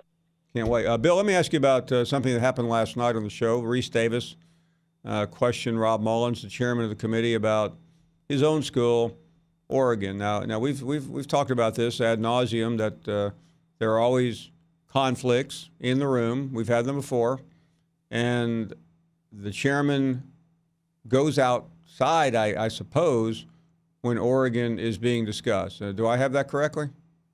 Yes, he goes out of the room. Does he have to go to a certain place, or can he wander around, or does he have to go to timeout? Oh man, through the years, and not on this committee, but I have wanted to put a few folks in timeout during my career. Not ever you, Paul. Not ever you. No. But there's a room out there. There are 4 rooms in a row where the committee has the space available, and he just goes into one of those other rooms, and I don't know what they do out there. I've never been out there with them. I assume they read the paper, or they check their email, or whatever. I don't know. But they wait nearby, and then when it's time to bring them back, someone goes and gets them and says, okay, we're finished with that segment, so come back. And then they come back in, and then the chair tells them, or somebody in the room tells them what happened while they were out to bring them up to speed. And in fairness, he's not the only one that has to go out. No, he's not. He's not. Through the years, you remember when Gene Smith had to go out for Ohio State. Dan Radakovich spent a lot of time out of the room when he was on the committee from Clemson. Joe Castiglione, Frank Beamer. We've had, through the 6 years, lots of people have had to go out of the room. And it's the right thing to do. That recusal policy has served us well, and like you and I talked before, it's essentially the same policy that the NCAA basketball committee uses. Except, I mean, we may or may not be heading toward a confrontation where it comes down to Oregon. I mean, they have to win out. We know that. And maybe another school. And in that case, clearly, Bill, you watch this every week. The media is going to ask a lot of questions. And the issue I think we all see moving forward is, what is Rob supposed to say? I mean, how is he the best person in the end to try to explain theoretically, and I know you don't want to go there, but I will, why Oregon got in or didn't get in over another school? Well, we were prepared to answer those questions last night. Rob did his ESPN interview with Reese and the guys that I know you heard. Rob can answer questions about Oregon when he's asked. Based on what the committee told him. And then after the ESPN interview, we have another layer of interviews, which is a telephonic interview with the press. And we answered every question that was asked last night about Oregon. I was prepared to go into even greater detail myself than Rob did on TV. Interestingly, we didn't get the questions last night. I don't know whether people just didn't think of it, weren't tuned in or what, but we know we have a responsibility to answer questions from the press, and we're going to do that. And you know, some have wondered about the answers that are given, though. I mean, and I'm not looking to reopen old wounds here, but some of us feel like we're not really getting much from Rob Mullins. Well, I've heard people say that, and I'm always puzzled about that. You and I have had deeper conversations about this in the past, and you know how much respect I have for you, and I enjoy those conversations. But we were prepared, and I think Rob did this yesterday, to talk about the Alabama-Oregon matter. Alabama's only loss was to our number one team, and really dominated its opponents, and no one other than LSU has come close to beating Alabama. And Oregon lost to another good team, our number one team, Auburn. Those summarize the committee's discussions, and there's not much else to report there. The two matter got a lot of conversation. Of course it did. My goodness, somebody loses a player of that caliber, and the committee talks about it. But it just didn't affect Alabama's resume to the extent that the committee thought they should move down this week.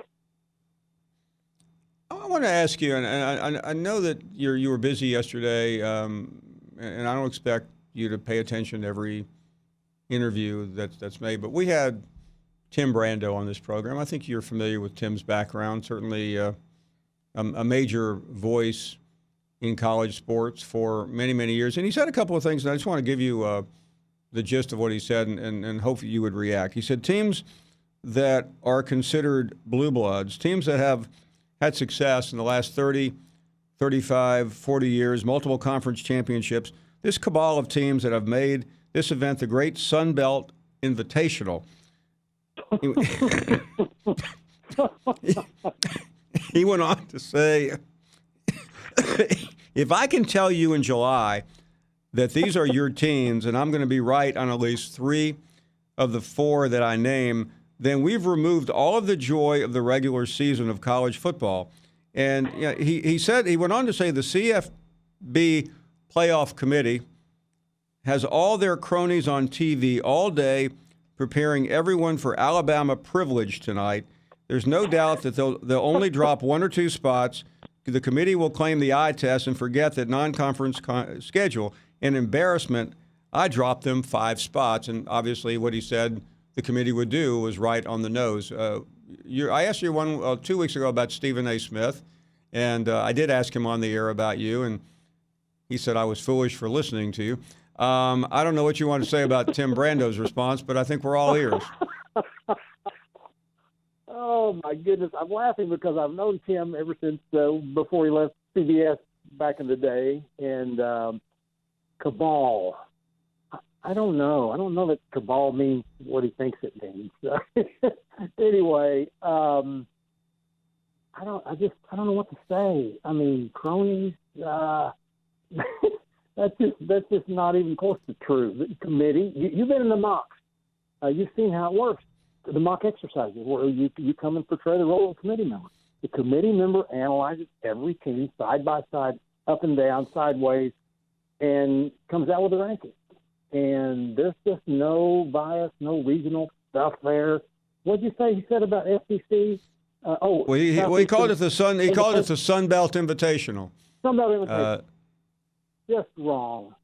I thought Stephen A. Smith was wrong, as I told you a couple of weeks ago, and this is equally wrong. Oh my. Well, listen, I just. You came from the newspaper background, and so did I, and we've had those conversations long into the night, and I just felt like if somebody was on this program talking about your group, I wanted to give you the opportunity to respond. I appreciate that. Always do. Next week, I don't know who I'll be quoting, but I'm sure I'll have somebody here, Bill. Socrates or Plato or William Faulkner. I always get confused between Aristotle, Socrates, and Plato. I know there was a succession there, but for anyone out there... One of them, I think, Paul, one was an offensive guard, I believe. Yeah, and Plato was a 5-star, I think. But Bill, come back soon, I hope. Okay, Paul. Thank you. Bye. Thank you. I didn't think I'd get Bill to laugh that much, but Timmy B has done it again. We are going to take a break. Back with much more. We got several injuries in the game. Raekwon, DJ Dale, Henry Ruggs will all be questionable, for this game this week. And, of course, everybody's talked a lot about the Tua situation. And, look, we lost a great leader, a great player on our team, and we're all hurting because of it. And just like any time you lose somebody in your family, for whatever reasons, everybody in the family is hurting. And this is all about people, and this is all about the person. And, we're pleased that the surgery went successfully, today, and they expect him to have a full recovery. Look, I've talked to Tua. I feel bad. I'm hurting. All right, but so I call him on Saturday night to cheer him up. He cheers me up. I called him last night because I've been sitting in that room for 10 hours yesterday watching film. I called him to cheer him up. He cheers me up. So this is a guy that has great spirit. He's very positive about just about everything he does and the effect that he has on other people. I think he's been a great ambassador for college football in terms of the class that he shows and the way he goes about what he does and how he affects other people. And I don't think there's any way that any of us can say we won't miss that spirit that he has. And, the first thing he says to me last night when I tell him good luck in your surgery tomorrow is he said, well, I just can't wait to get back and see the game on Saturday. So, it's also senior day. This group of seniors has had a great career here, 64-5, which is, very, very impressive. There's a lot of quality people. There's a lot of guys that have graduated and will graduate, and we're proud of that. These guys have all represented the program in a first-class way. Western Carolina, presents a lot of problems for you. They run a lot of options, and they've been pretty effective at doing it. And, you know, this game is really not about who we're playing, but it's about us continuing to be able to sort of build and rebuild the identity that we want to play to as a team. Because we'll have some players out, it's obviously going to offer an opportunity some other players to get a chance to play and show what they can do in a game.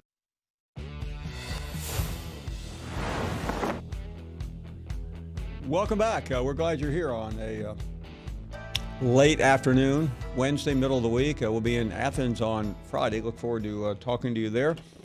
Jeff is in Chicago on this Wednesday. Hey, Jeff. Hey, what's up, man? Hey, look, I'm so glad you asked Bill Hancock the question that you just asked him about the name on the jersey and the brand meaning something, because we all know what he does. We all know it does. I mean, he can sit here and and tell us that it doesn't, but that's BS.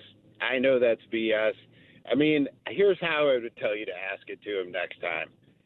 Ask him if he can unequivocally say that in the first year of the playoff, if Baylor and TCU were Texas and Oklahoma, that Ohio State would have passed either of those two schools in the final poll. Because I'm sorry, that would not have happened if it was Texas or Oklahoma, because it was Baylor and TCU.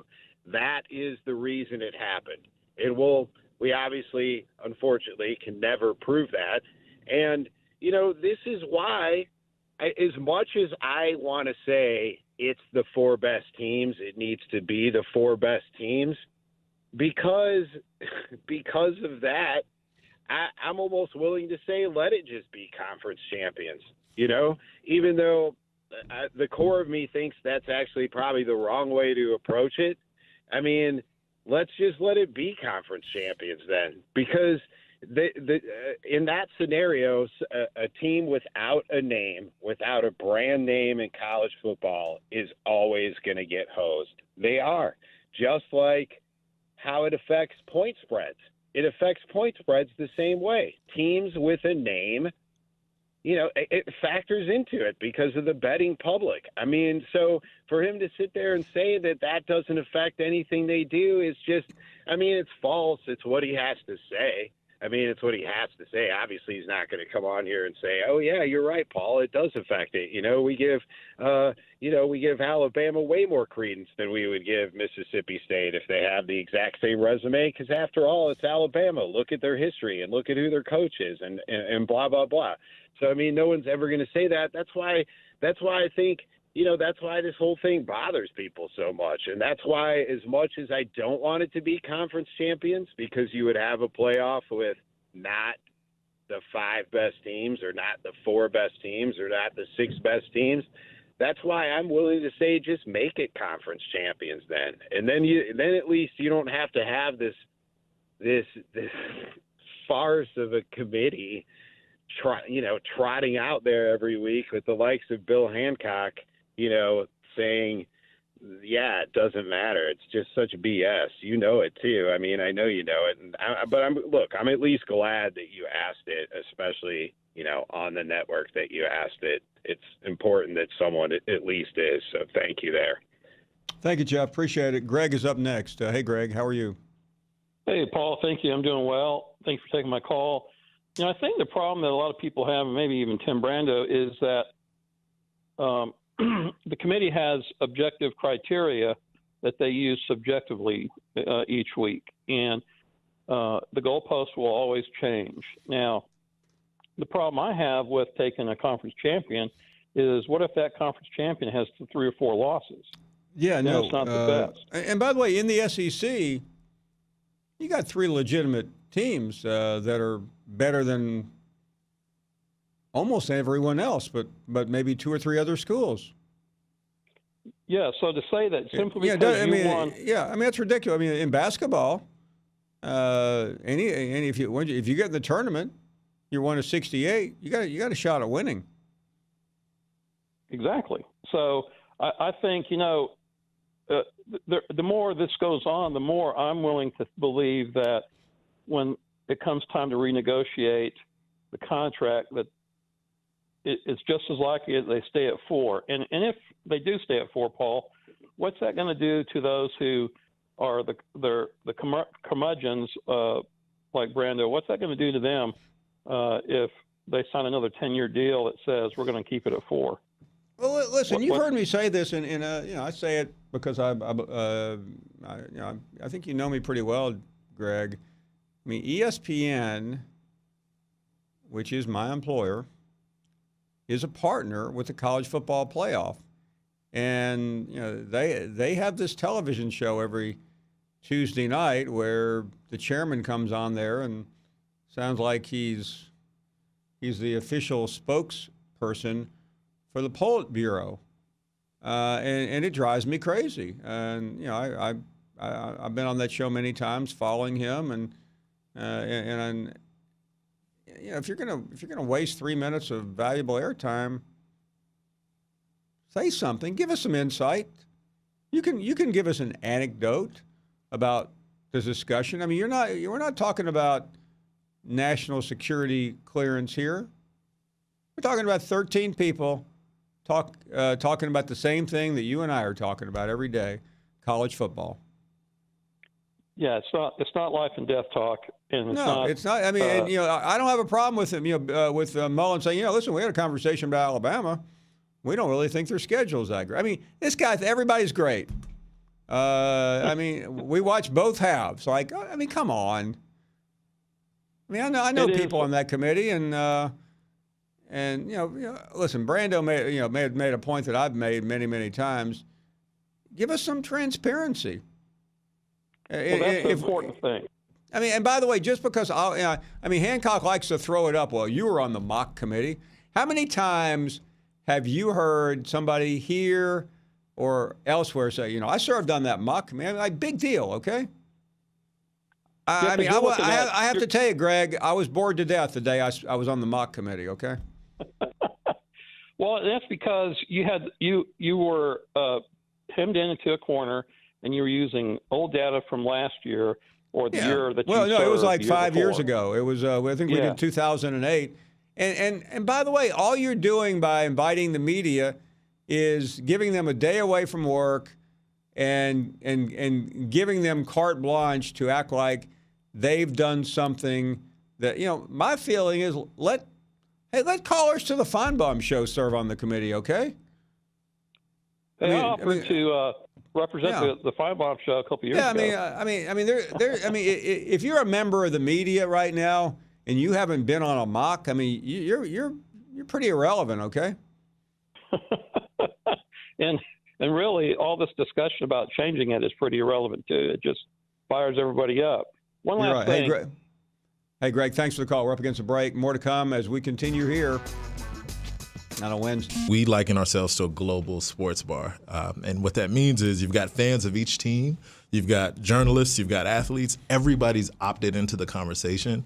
And it's really special to have that communal viewing experience while you're watching the game. The difference is a communal viewing experience may not be in person. You can be sitting in your couch at home and feel as if you're watching it with a ton of friends or a ton of enemies watching an experience. And that makes sports so special. For us, we realize that the real-time conversation around sports takes place on our platform. So our mandate is to work with partners such as yourself, such as ESPN, to equip them with the tools to be really thoughtful and really impactful on Twitter, to continue to fuel that global sports bar, to fuel the conversation, to make sure people have a good time when they're watching live sports and scrolling through their timelines. That's why it's really important to have the relationships that we have in the space. And we, again, equip all of our partners with the tools to use it smart, right? And our job is to make it the safest environment as it possibly can be. So using mute, using block, moderating your replies so you do have a pleasant experience when you hop in there. But you talk about guys like Greeny and Stephen A. I mean, they're publishing video content on the weekends, A, to drive affinity for their personal brands, but B, to drive tune-in back to the show. It's As we talked about, Stephen A. had published a tweet this weekend, and it went viral. And at the end of the video, he said, "I've got a lot more to say. Tune in on Monday." Right, so it turns into a really powerful tune-in mechanism as well. Yeah, someone here said his opinion or tweet or viral on or video on Kaepernick did something like 5 million views.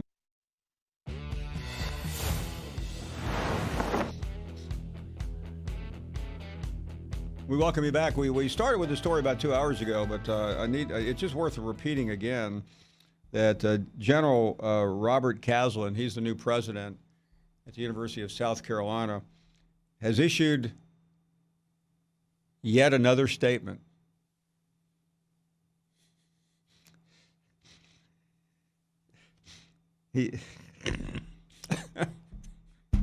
I've lost track of how many statements the president has issued, but this time he's made it clear.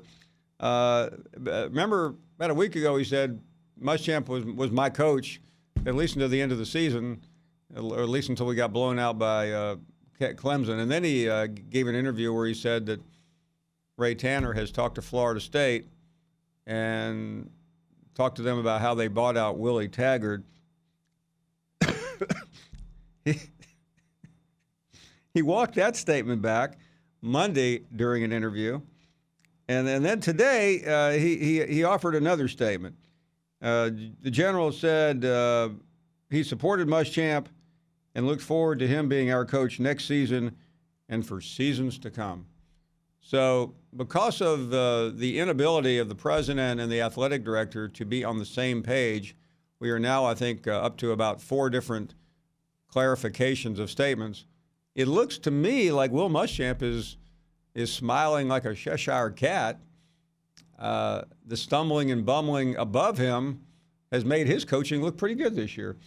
Cat Daddy, you are on the air. Mr. Finebaum, first I would suggest 2 tablespoons of Palmetto moonshine for that cough of yours. Thank you. I'm on it right here. And second of all, I have got an idea. I've got a way we can get rid of Muschamp. We put him in the transfer portal. Okay.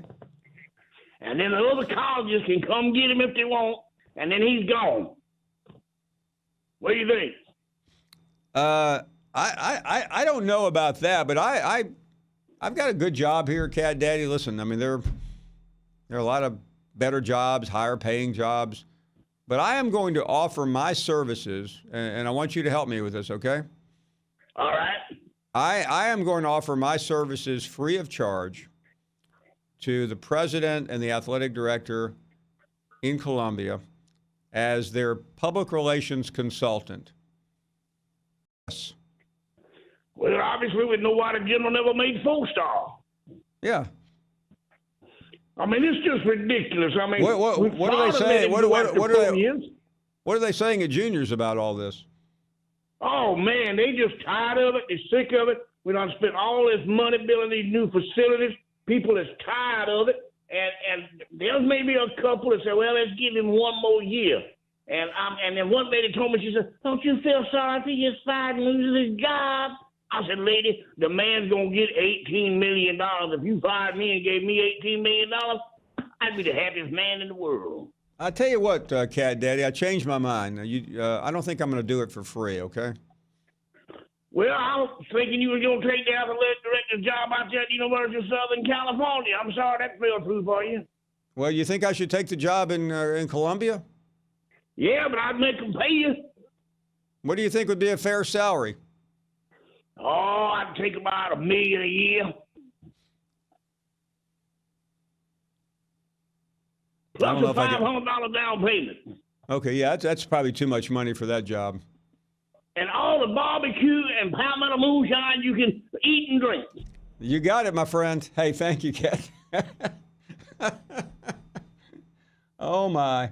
I felt great coming to work today, and all of a sudden I can't. I think Bill Hancock. I just choked on my words so badly, my tongue is stuck in the middle of my throat. Jerry is up next. Hey, Jerry.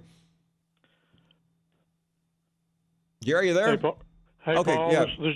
I appreciate you having me on the show. Thank you. I want to talk about Auburn, and I want to talk about the Auburn quarterback situation. It was my understanding that at the beginning of the year, the two freshmen, Joey Gatewood and Bo Nix, came in pretty well even in statistics. Is that right or wrong? Yeah, I mean, there was the original theory, Jerry, was that maybe Gatewood had a slight edge because of his athleticism. We heard Cam Newton comparisons. Right. Now here comes my question. Do you think, as I do, Bo Nix got the nod because of his talent or because of his dad? Wow, what a good question. Has anybody ever has anyone ever gotten a job because of their daddy before? Absolutely. I know I didn't because my dad died before I finished high school, so I never had privilege. But I mean, nepotism didn't start today. And from what I've seen so far, not only the Auburn team in general, but the quarterback specifically is like a box of chocolates. You never know what you're going to get from one week to the next. And I just feel like that Joey Gatewood being compared to probably the next Cam Newton somehow or another got screwed out of this job because of nepotism. And I hate to see that happen. Well, listen, something happened. I don't know what. And you never know the politics. I know it was important to get Bo Nix to that university. And listen, I covered his dad, and his dad's a great coach. And but I'm kind of sick of it. I don't know if that's true or not, but I've grown up with that. You've grown up with it. We all have been part of something where somebody else got something because of their name or their dad, and maybe because I never did. I feel a little bit more passionate about that. But thank you for your call. Really, really appreciate it. David is in Knoxville. Hey, David. Hey, Paul. We love you down here in Knoxville, man. Hey, I got a quick question. Do you really think with Tennessee having all these wins stacked up now that we're on our way back, or do you think that we're just bound to hover in mediocrity in the East and the SEC overall? No, listen, I was upbeat before the season, and I gave an interview to the Daily Beacon, and I came back and had my words thrown at me pretty quickly. But I felt like Jeremy was a really good choice and had really turned the corner, and it was difficult those first few weeks. But I'll give Coach Fulmer a lot of credit. I mean, he never said anything. He never panicked. He didn't issue any idiotic statement because he knew. And I've expressed this before, but I'm going to say it again. When we were in Knoxville for the Georgia game, I was really worried about the Jeremy Pruitt situation because it was terrible, at least from a PR standpoint. I had lunch with a friend of mine. I won't mention his name, but he is well connected. And he told me that Friday afternoon, he said, listen, it doesn't matter if Jeremy loses every game. He said, Phillip and the board are behind him. And I thought that was significant. And I think that was conveyed to Jeremy as well. And suddenly you could tell he was a little bit looser. The team started playing better. And they are going to salvage. I had a friend in Knoxville write me today saying, is there any way to get Jeremy the SEC Coach of the Year award? And I think the answer is no, because Ed Ogeron is going to win it. But the fact that I had to pause for a second and think, well, it's an interesting prospect, shows you how far he has come. All right. Well, thanks for taking my call, Paul. Thank you. The question now is, can he finish the job this year? And what I mean by that is a win against Missouri, I think, is very important. Tennessee is going to beat Vanderbilt. That's not really a competitive situation. And then get to a good bowl game and feed off of this and recruit well. And in time, I think the program can come back. Thank you for the call. Really do appreciate the thought. Let's check in with Ricky in Mississippi. Hey, Ricky. Hey, how you doing, Paul? It's good to hear from you again. Thank you. Yeah. Well, I wanted to respond from yesterday with John Rice Plumlee. Man, that guy, It's very impressive. Oh man. I wonder if you know Brett Favre, because he's right there from Harrisburg, and I don't know did he go to Oak Grove or not. I think Brett Favre done some work down there. With college. With high school students, athletes down there, if I'm not mistaken. But anyway, I was wondering, do you have a secret ambition to be a musician? Because I think I just hear in your voice, you light up when it comes to music. I know you must be a big music lover. Yeah. By the way, he went to Oak Grove High School. Yeah. And you're. I tell you what, Ricky, you're quite perceptive. I have always loved music. In fact, the audience will start yawning when I tell this very quick story. But I've always wanted to be a songwriter, and a couple of years ago, a legitimate Nashville country music songwriter who's had a number of number one hits. He came down to our show one day. I met him at a music event. When I don't know if you're familiar with the group Alabama. Of course. And I played in Randy Owens' golf tournament, and I went to I met this guy there, Walt Aldridge. He came down and he wanted to write a song about our show, and I said, "Listen, let's get together someday and talk about this in more detail." And I went up to Muscle Shoals to his studio, and we wrote a country song. Now, listen, I am good with words. I'm not good with instruments. He played the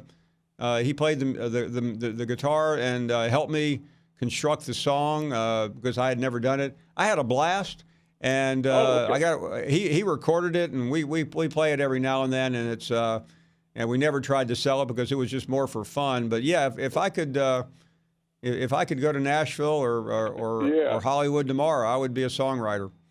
Yeah. Hey, thanks for the call. Really do appreciate it. We're heading to a break, and I'll write a song during the break. Probably be number one by Monday. 3 down on this Wednesday afternoon. Hello, Mr. Finebaum. How you doing? We are doing great. Thank you for calling. Thank you for taking my call, Mr. Finebaum. I'm a first-time caller. First and foremost, I want to say we're hoping down here in the Panhandle of Florida that Tua gets a speedy recovery. All of our prayers for him and his family. Also, Mr. Finebaum, the reason I'm calling, if Alabama wins out, can I say convincing? To another day on the program. Yeah, I think I missed part of your call, but anyway, we'll try to get you back. We're at the end of the hour. I apologize. We always seem to be at the end of an hour. One to go. And that's going to overshadow, what Oregon has done because of that head-to-head matchup. You're not firing Chad Morris to bring back Houston Nutt. I'm thinking, Clemson could lose to South Carolina. Clemson lose to South Carolina. Really? I am scared as heck for Saturday and my dogs against A&M. So I think this week he knows this is a game where it is really easy to overlook out Arkansas, really easy to start thinking about all these things like the SC title game, college football playoff. And this time he's using the Ole Miss game and what happened in that second half to be like, all right, you can't overlook this. And I think you'll actually see LSU kind of go out and dominate this game, at least in the first half. They're going to pass Alabama. They're going to pass LSU. They're going to pass Auburn. Are they going to pass Texas A&M? Where are they going, Coach? I mean, I have to tell you, Greg, I was bored to death the day I was on the mock committee, okay? They offered to represent the Finebaum show a couple years ago. If you're a member of the media right now and you haven't been on a mock, you're pretty irrelevant, okay? And it drives me crazy. And I've been on that show many times, following him, and if you're gonna waste 3 minutes of valuable airtime, say something, give us some insight. You can give us an anecdote.